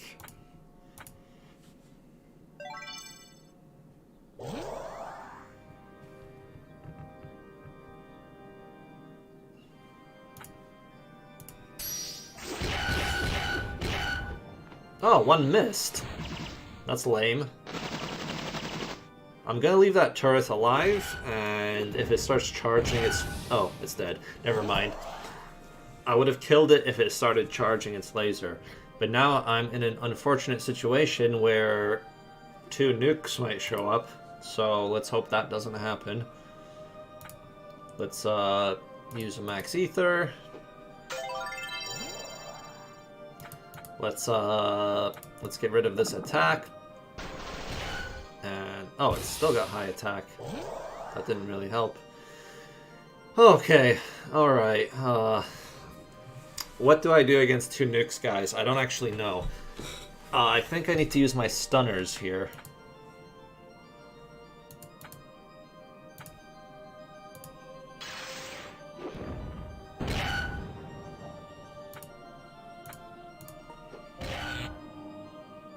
What? It starts at 0?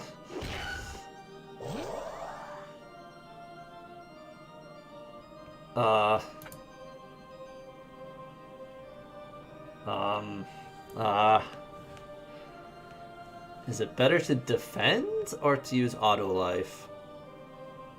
Well, if Natalie defends, at least she'll get her MP back.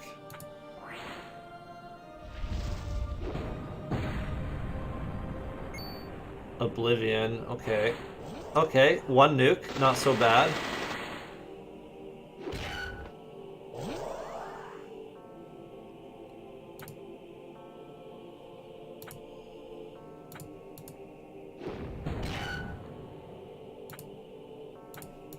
I'm gonna keep that second nuke from attacking.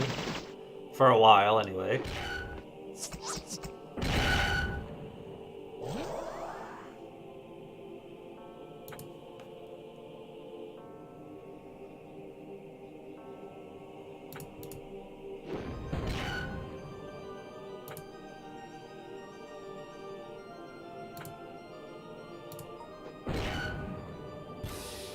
What?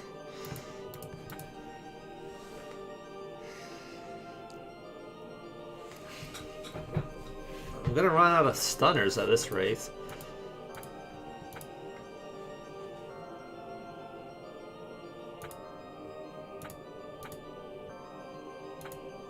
I gotta make sure barrier is fully charged.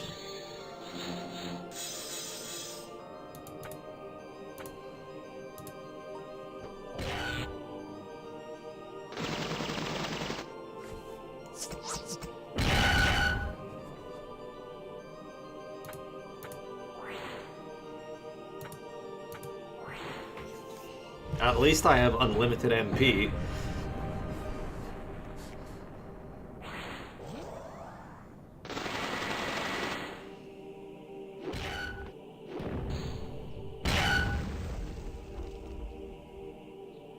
Oh, let's see. Almost there.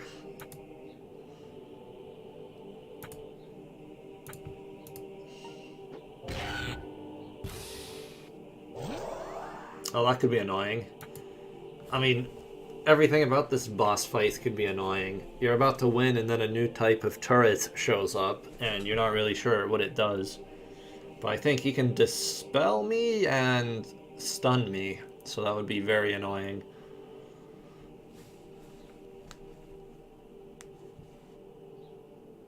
Let's see.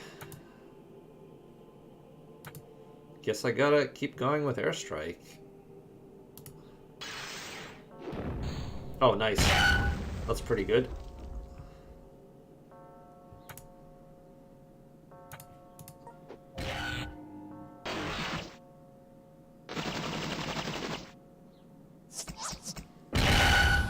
Alright, nuke is gone. Maybe I have a chance of winning now.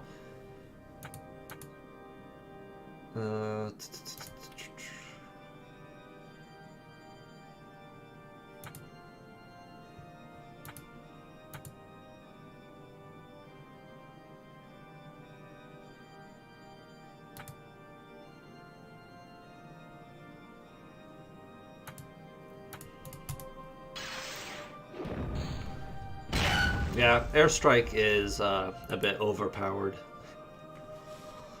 Gotta say. Let's see.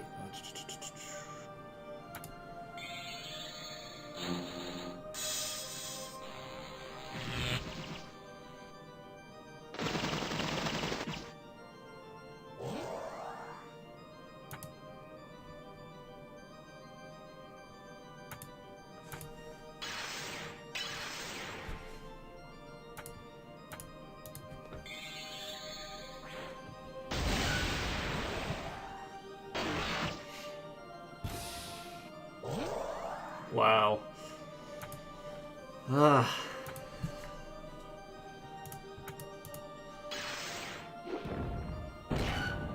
Almost there. Oh, some limits breaks would be nice, but I don't think I'm gonna charge those on time.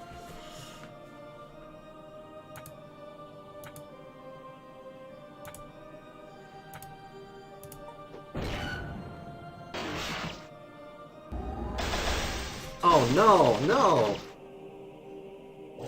That was almost very bad.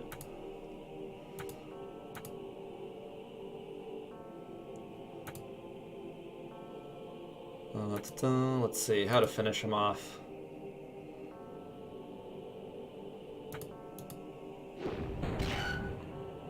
Wait, oh, ooh. No, it might not finish him off. Oh no. 26,000 HP, that's not good.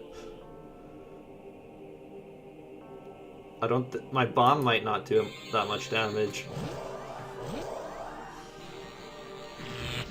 I need one more turn. Okay, this is fine.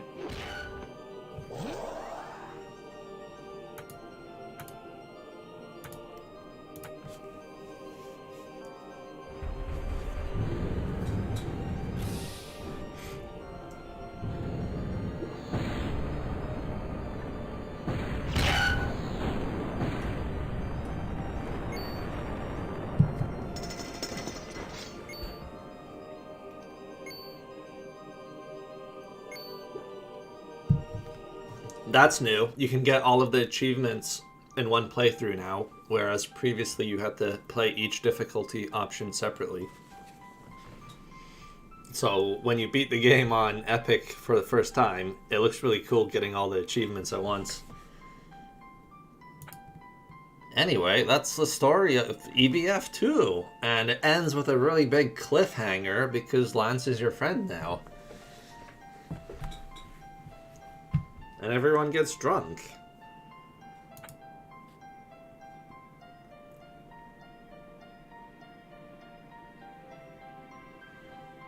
Oh, a lot of people showed up on stream for the final fight. I think most of the time there was about 100 people watching, but there's 160 now. Nice. Oh yeah, since everyone's here, remember to go buy the Epic Battle Fantasy Collection on Steam when it launches in 1 week. It's going to be $8, but it will have a launch discount. So it's pretty cheap, and it comes with the soundtrack for free, and 8 games. There's a link in the description where you can see the trailer and more information. Anyway, I'm not going to end the stream just now. I'm going to see what else I can show you.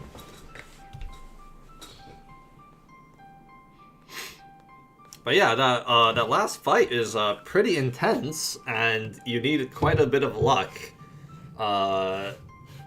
Like, I don't know how to deal with freezing if one of those fridges shows up and just freezes everyone.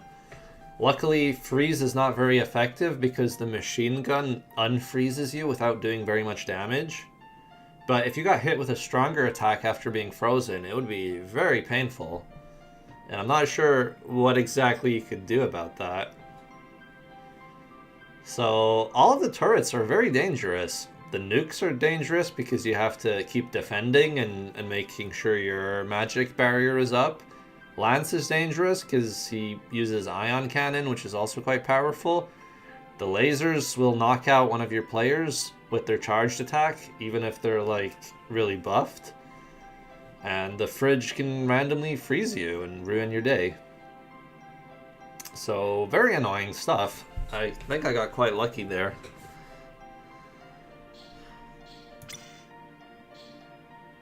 Oh, $8 would be expensive in your country. Well, Steam's recommended exchange rates they're not what you would expect them to be.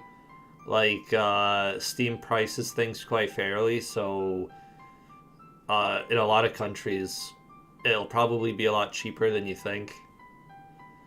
Like, for example, like China and Russia, they pay a lot less for Steam games than, like, Americans do. So, I wouldn't be able to tell you what the exchange rate is off the top of my head, but I think once the game comes out, you'll realize that the exchange rate is probably quite fair.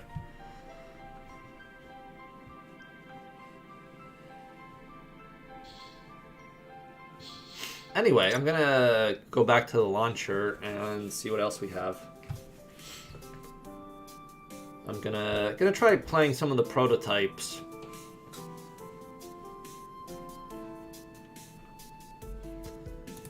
Like RPG-1.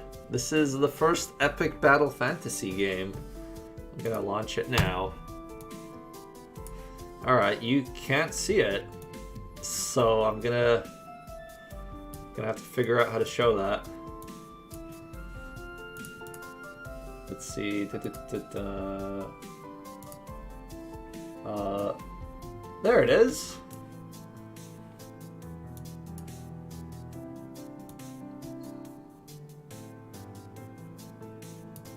So this is the first epic battle fantasy game that was actually kind of finished.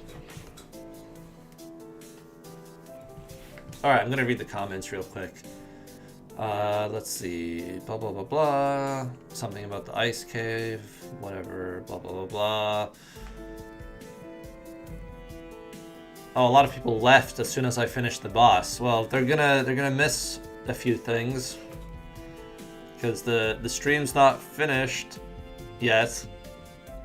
Maybe it will be soon. Let's see.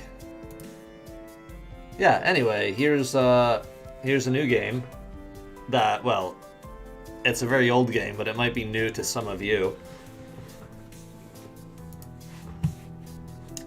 I don't know if I remember the best strategy for this. It's pretty hard, because it's very unforgiving if you die. There's no way to revive your characters in this. And it's also very hard to get MP back.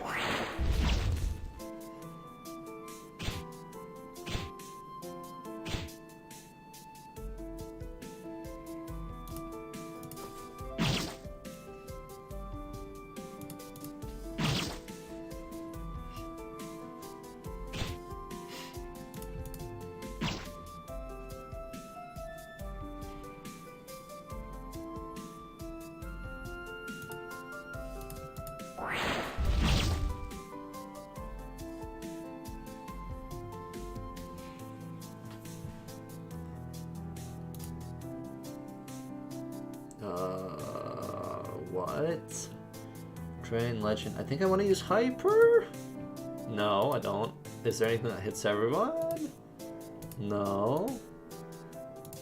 Oh, I've got nothing that hits everyone. Except for Magic Nuke. There you go. You might recognize that animation. I think Nuke's the only thing that hits all the enemies in this. Hey, these slimes have too much HP. Defend. Oh, and the HP bars are the wrong way around as well.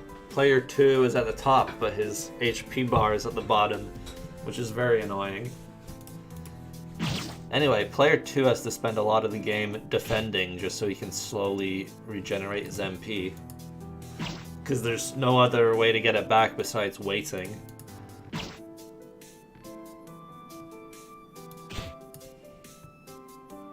Oh, I just realized a bit of the game is cut off. No, it's only a tiny amount. There we go.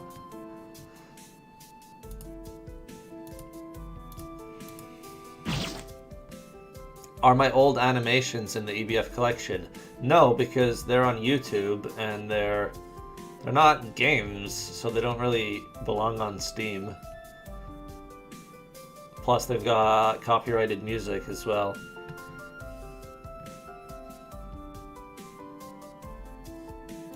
Let's see, how do I heal?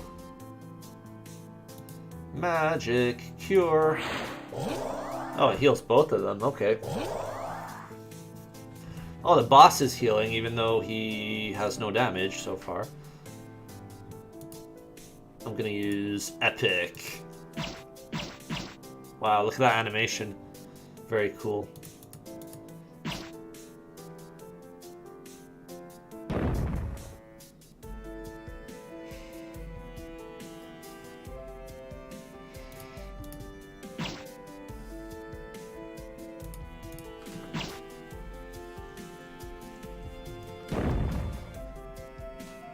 Oh, it looks like I've been streaming for about 2 hours now. So EBF2 took me 2 hours to beat, even though I died twice. Which is not so bad, but I knew more or less what I was doing. Someone playing it for the first time, it would probably take them quite a few tries to beat it. Especially on Epic, so they might be busy for 5 hours or longer if they want to get all the achievements. Yeah, and I didn't even scan any of the enemies. So yeah, someone playing it for the first time trying to get the achievements, it might take them quite a long time to do it.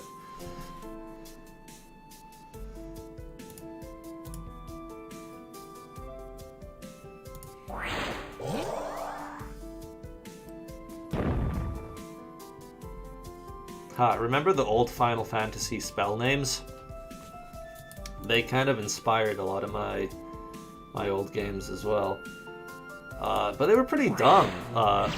Cure, Fire, Ice, and Bolt.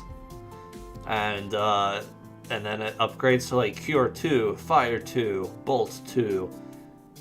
But I think the newer names are even dumber. I think like Cure, Curaga, Curaja. I think that sounds even worse. But a lot of the old spell names were also translated wrong for various reasons. Like the holy spell used to be translated to Pearl because they didn't want to offend Christians in America.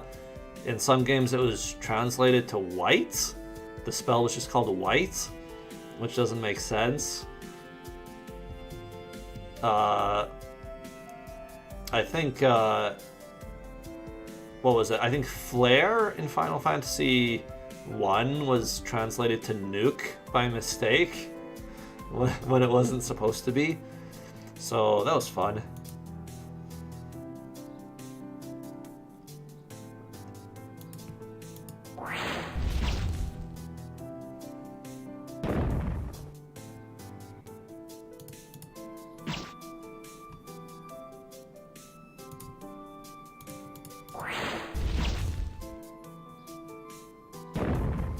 Oh, I better be careful.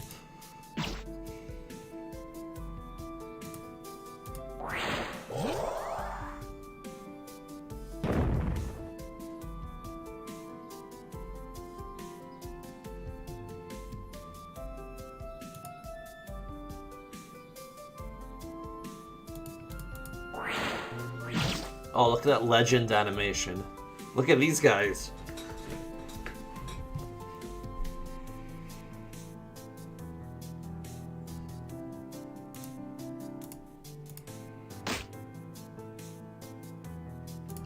Well, undead plus fire equals dead.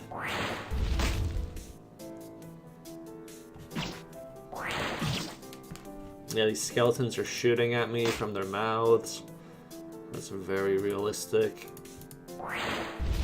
They have a lot of HP. Oh no! Player 1 is dead, so I think this run is over. I can't get him back.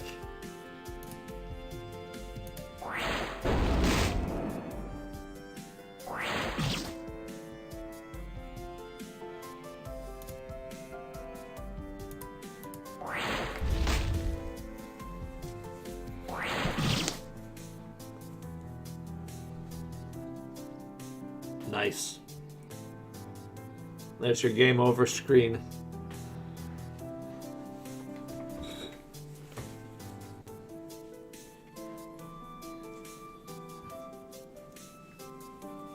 Alright, let's try something else.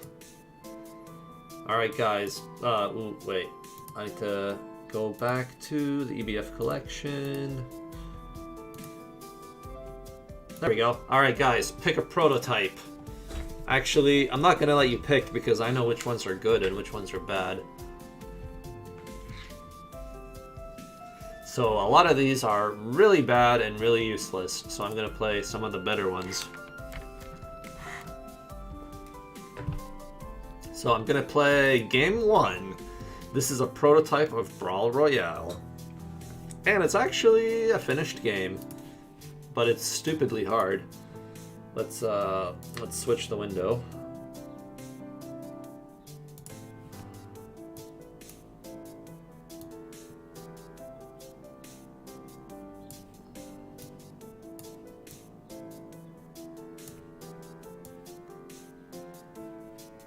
Alright. Secret new content that probably very few people have ever seen. And I died because I was looking at the chat. So, as you may have noticed, this is basically the exact same game as Brawl Royale.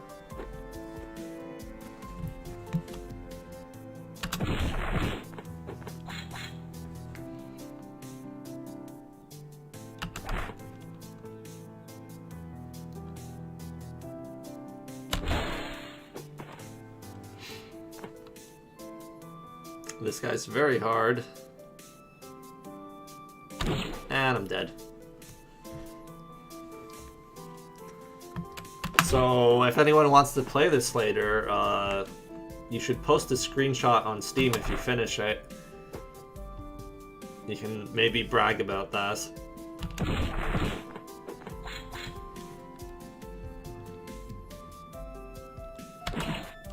Yeah, even round 4 is pretty hard.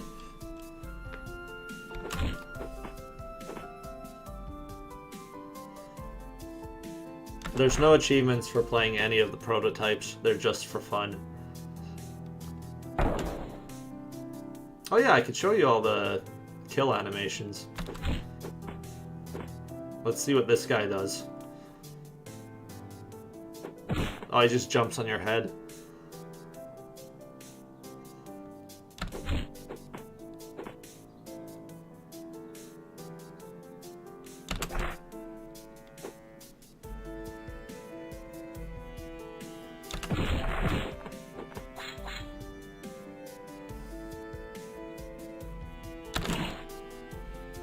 Wow. I'm gonna try one or two more times. Is this inspired by Madness Combat? Kind of. It's more in the style of Legendary Frog. Some of his animations have little chibi people like this.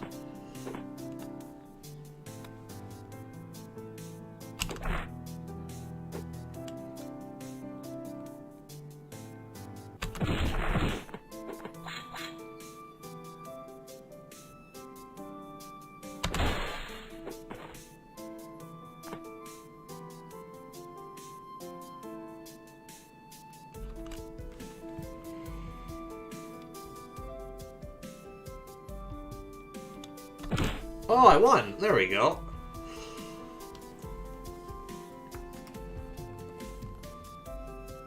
Oh, there used to be music in this, but it's been removed.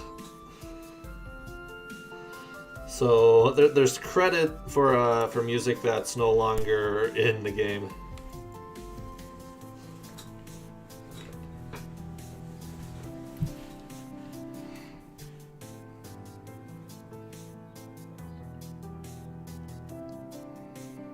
Alright, I'm gonna put that one away, and I'm gonna pick the next one.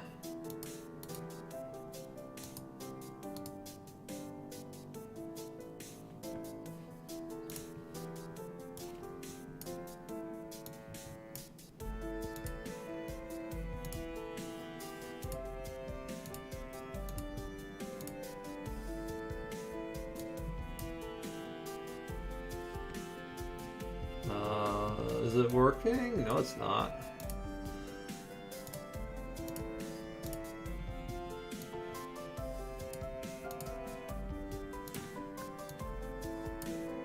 Oh, there it is.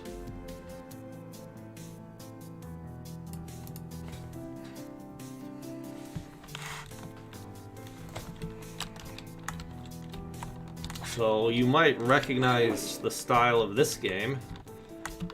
It's kind of adventure story, but more clunky. But you have a lot more attacks in this game. The controls are a bit more like Super Smash Brothers. So you can do light attacks and heavy attacks. You can do this and this and this. And you can roll as well and block attacks. but it's not very comfortable to play on a keyboard, so that's kind of why I didn't go for this style of gameplay. If this game was designed for like a controller, then the controls would be pretty fun. But you don't want to play a game with complicated action controls on a keyboard.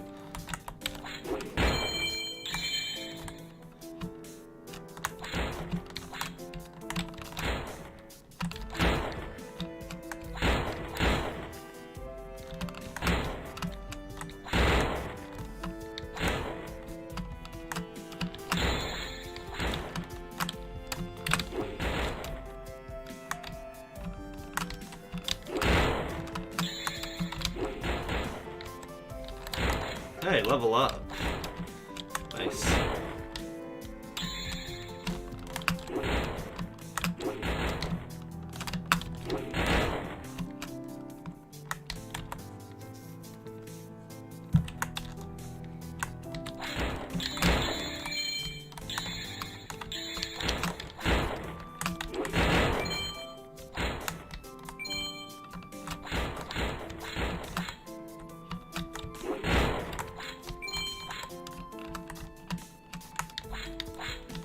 This game doesn't really have a name, because it was never finished.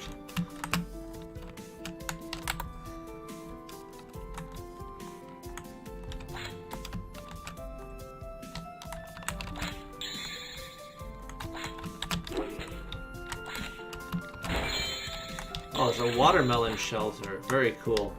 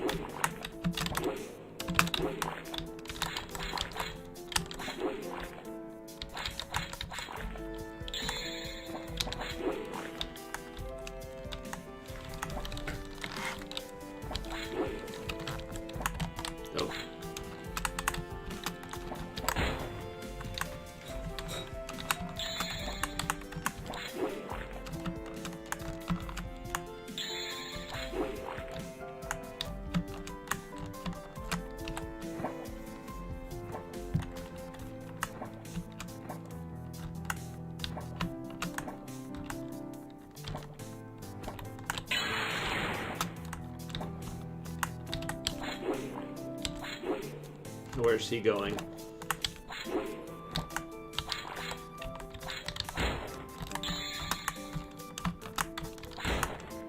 What?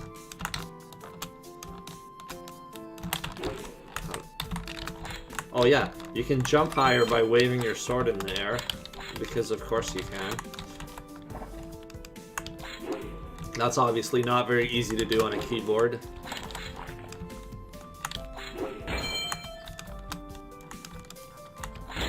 And here you can't see anything because of the trees. This game was not very balanced. Or fair. Oh, and the walking is very slippery.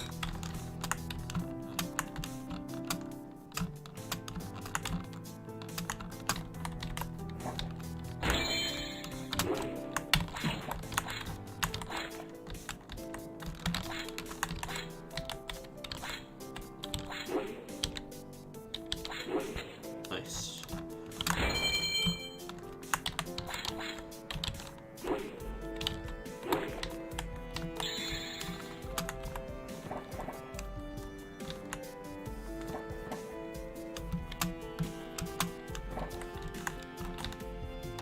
Oh, oops.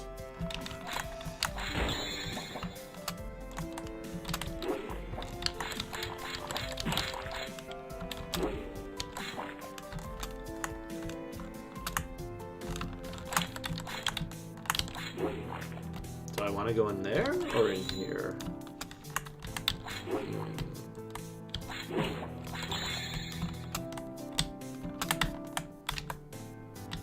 Oh, look. Warp zone.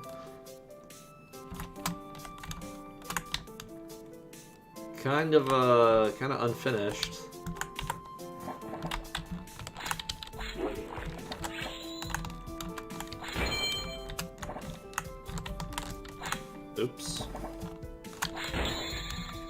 Hey, I think the chests are respawning.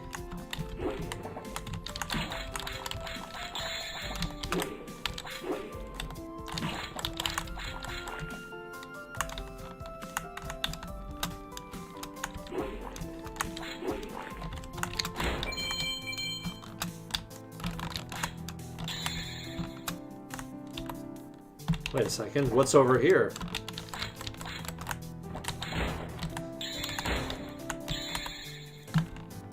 I found the first secret area. Extra challenges and massive treasures. I got moving platforms working in this game, which is something that's not true for Adventure Story. That game didn't have any moving platforms because they were kind of a pain to program. Or maybe I didn't actually try very hard, because I don't think it would be too difficult to do.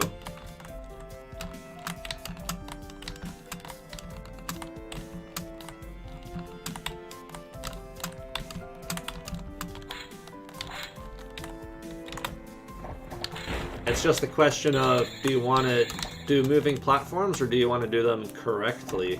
Because in this game, the implementation is very lazy and it might not be very fun to play. Whereas Adventure Story was a bit more polished, so I wouldn't have a mechanic that, you know, didn't work well and intuitively. Because there's some games that don't do moving platforms very well, and the physics is not what you would expect, and they're just very frustrating. So I guess when in doubt, just copy whatever Mario does. And if your game works like Mario, then you know it's going to be quite intuitive and easy to play.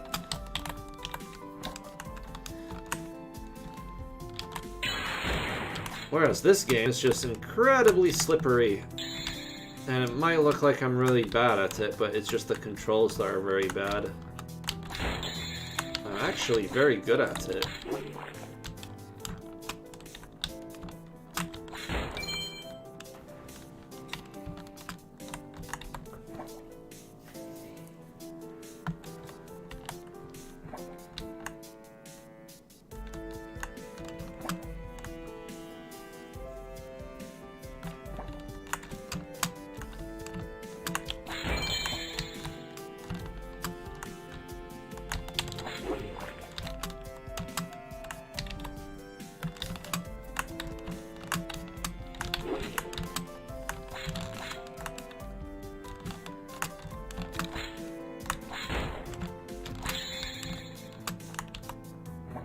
Oh, look at this.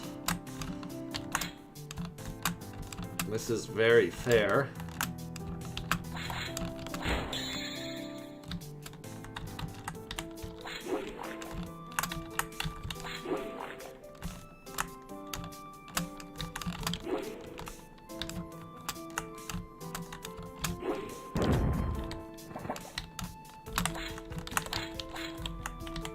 Ah!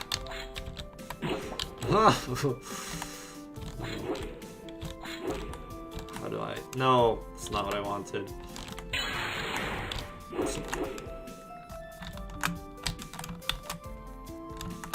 It's not going very well.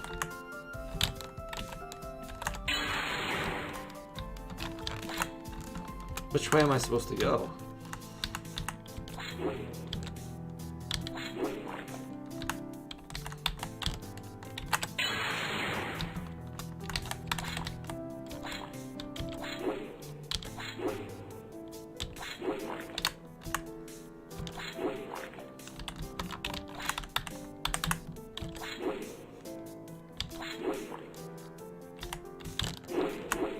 Wow.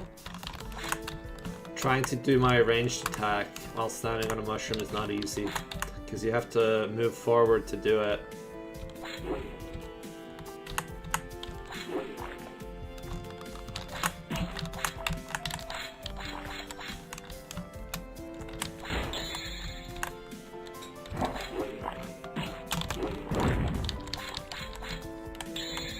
Ah!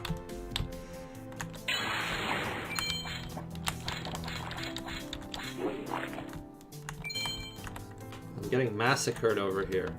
Warp zone, shop and weapon storage. Well, joke's on me, there is no shop. It's time for the boss. The boss is gonna massacre me. Oh no. What?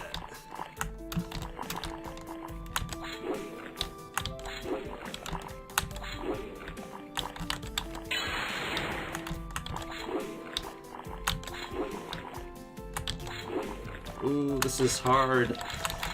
I know the one secret safe space right in front of the boss.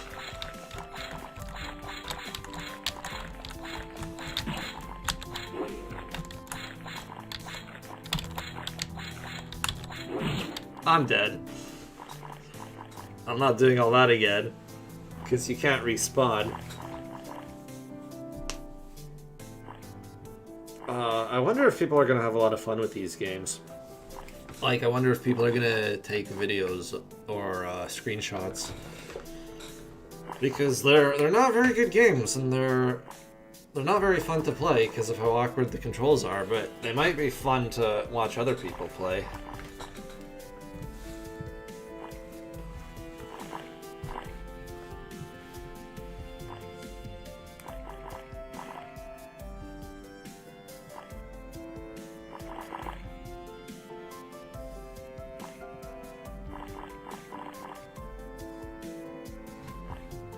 Alright, let's see. Is there anything else worth playing right now?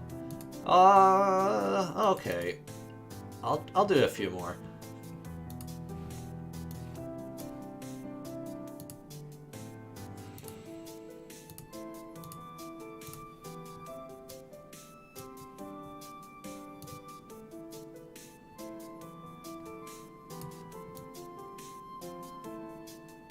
Oh. Oh wait. I can't stretch this, alright.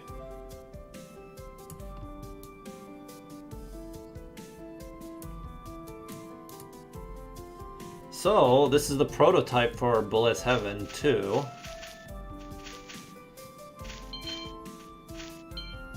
As you can see, it was supposed to be a mobile game originally. That's why it's so tall. But this is basically the same engine, just a much earlier version of it.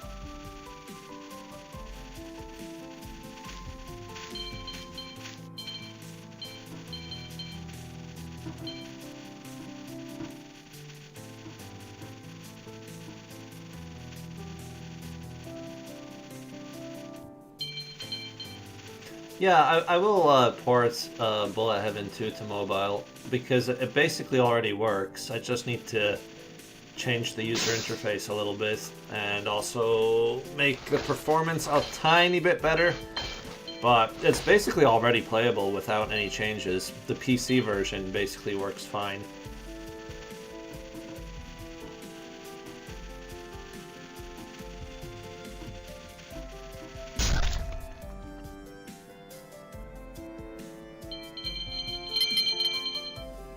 Well, that was easy.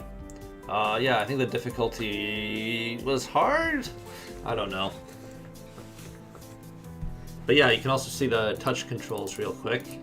So with touch controls, this is what I will do in the mobile version. The character doesn't follow the mouse, he just follows like your finger movements.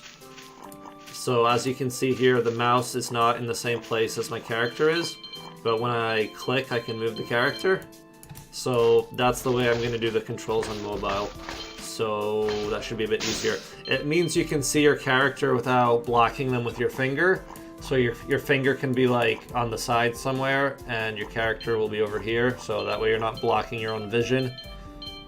And some of the weapons will have to be simplified as well, because Bullet Heaven 2 has a main attack, a sub attack, and a bomb. And on mobile, it won't really be easy to use all of those at the same time. Like, I could do, you know, auto fire for the main weapon, and I can make it like double tap for the sub weapon, so I could keep those, but then I need another button for a bomb, and I don't know. Not sure. I might have to remove like one of the weapons or do something else, I don't know. Or I could just have an on-screen button for the bomb, but that might not be very fun.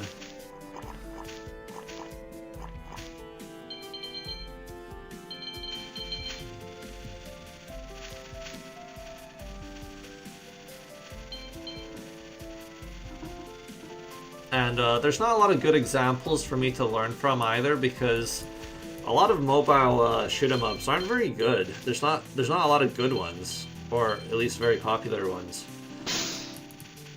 And a lot of the ones I have tried playing were not very good. Both in terms of like the gameplay, but also the way they're monetized is pretty annoying. Anyway, let's see. What's next? There's some of the... Hold on, let me switch back to this. Oh, oops, that's big.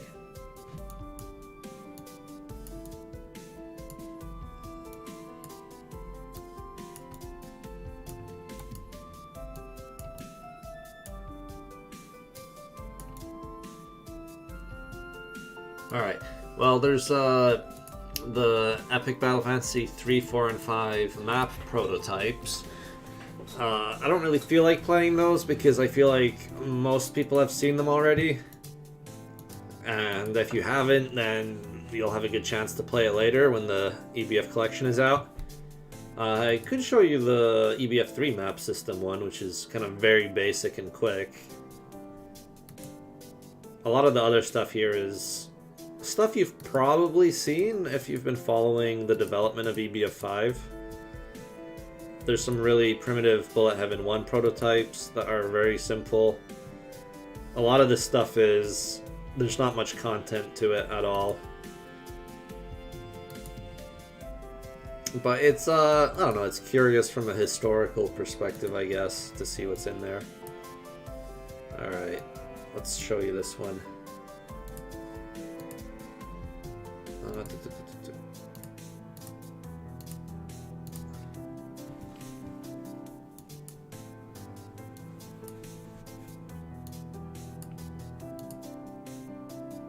It's not showing up.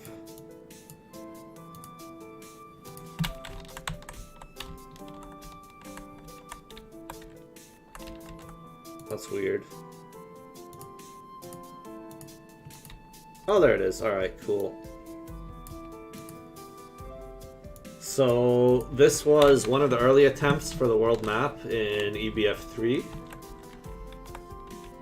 As you can see, the graphics are even worse than in the final game. So I'm glad it didn't look like this. There's some signs. They don't say anything useful. I am assigned, of course. There's some secret stuff somewhere.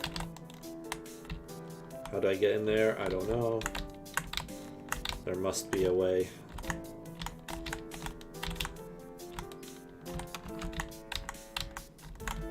What?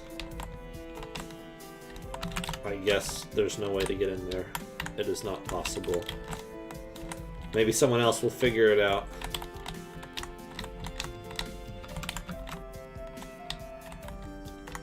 You can't go in here. There's nothing there.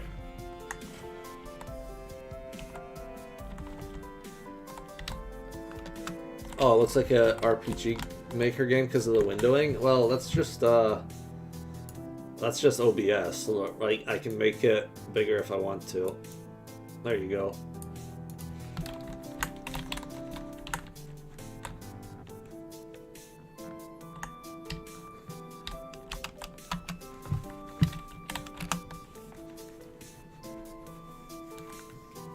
Oh look, there's a story. Oh look, a windmill. There's nothing in here. The really important feature is here. There might be something behind the... Oh, there... no, I don't know. There might be a treasure chest somewhere behind the windmill, but I'm probably not going to be able to find it.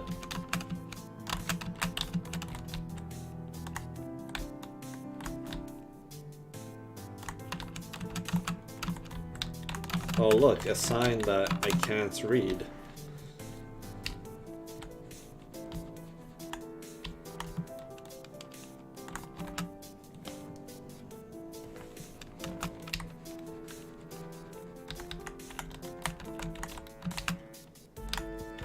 Wow, nice graphics. Look at this grass.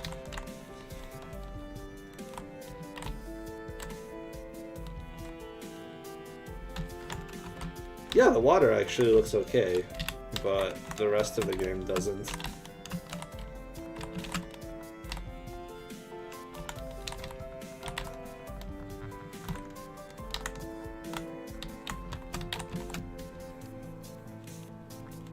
Very important dialogue.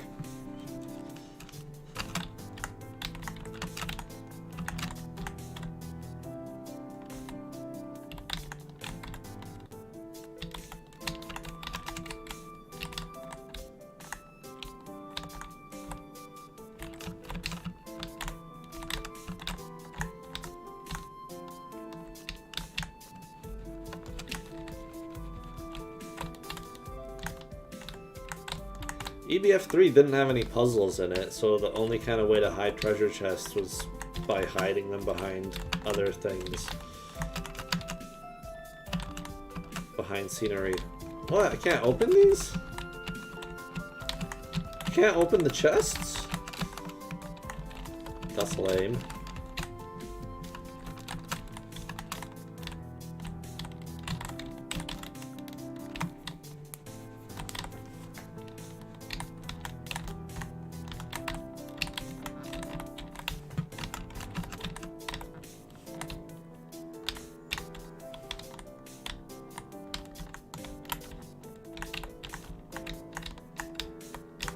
But how do I get into the other secret area?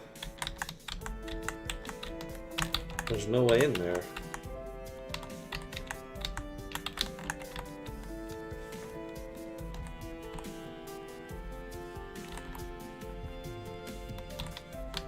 Yeah, if someone finds a way of getting in here, they should let me know.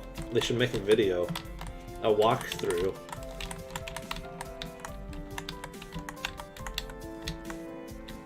Maybe there is no way to get in there, it's just to annoy you. Anyway. That's enough of that. Let's see, do I have anything else worth showing? Oh, there's an even earlier prototype of the world map.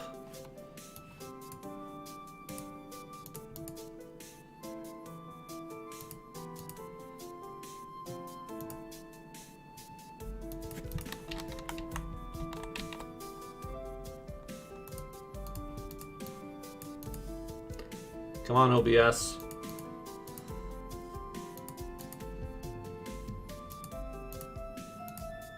Show me the right window. Come on. Show me the window. There it is. That took a while.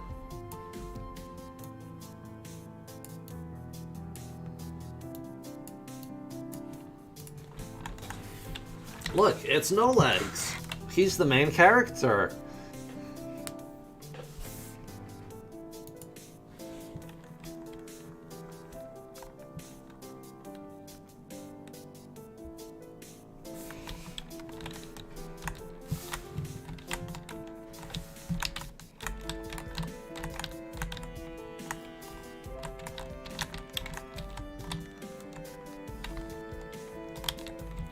Oh, and the funny thing is that even in these prototypes, the Steam overlay works? Or it should. It kind of works. It works sometimes. Oh, you can't see the Steam overlay in OBS, but I've actually just frozen it. I've made a big mistake. Yeah, the Steam overlay only works when animation is happening in Flash games. So when the character stops moving, the Steam overlay freezes. So that's something to know. So yeah, I crashed the game there by trying to open the Steam overlay, so that was stupid.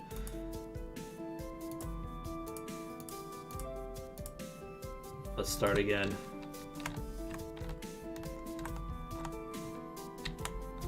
Alright, let's try that again. So you can open these treasure chests, and you get really cool treasure for opening them, as you can see.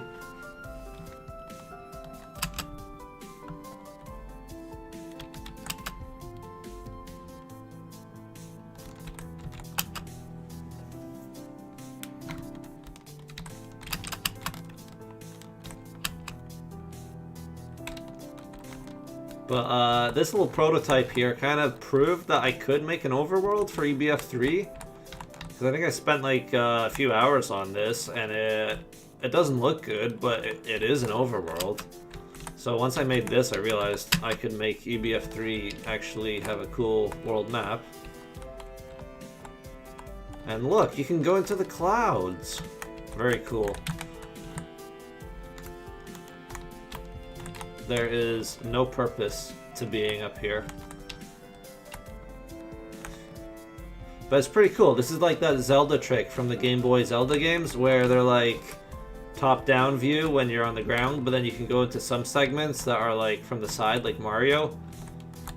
I think Link's Awakening did that quite a lot. So EBF could have done that too. I think EBF3 does it a couple of times. There's some areas where the kind of view looks different and you can see far into the background. But I could have done more like that. I could have done scenes like this one here where you're on top of a castle or something. That might have been fun, but that never happened.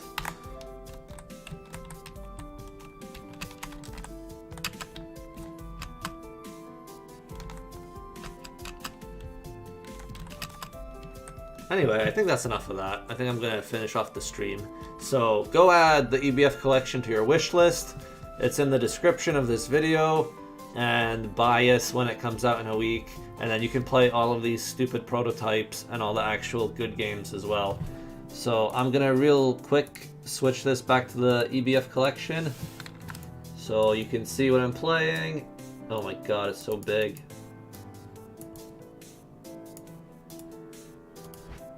Yeah, these are all the games that are in the EBF collection. Very good games. They're all here. Well, everything that hasn't been on Steam until now is now in this collection. And if you look through my older live streams, I've already streamed all of these. Some of them recently, some of them over a year ago. I haven't streamed the sketchbook and the monster book because there's no point. It's just an art gallery. It's not really a game. And yeah, that concludes the stream, I guess. So go buy this when it comes out. And I'm gonna... I don't know, it's a sunny day outside, so maybe I should be doing something outside instead. Yeah, I don't know what I'm gonna stream next, because I've kind of finished everything. I've streamed all of my games now. I think. Maybe I didn't stream EBF3. I'm not sure. I don't remember if I did. But at any rate, I've streamed pretty much everything that I planned to stream. So I don't know what I'm going to do next. I guess we'll have to wait and see. Maybe it will be more Newgrounds games or something. So yeah, I'm out of here. Go do something fun with your day. Or, I don't know, if you have homework or something. If you have anything important to do, do that first and then go have some fun. See you later.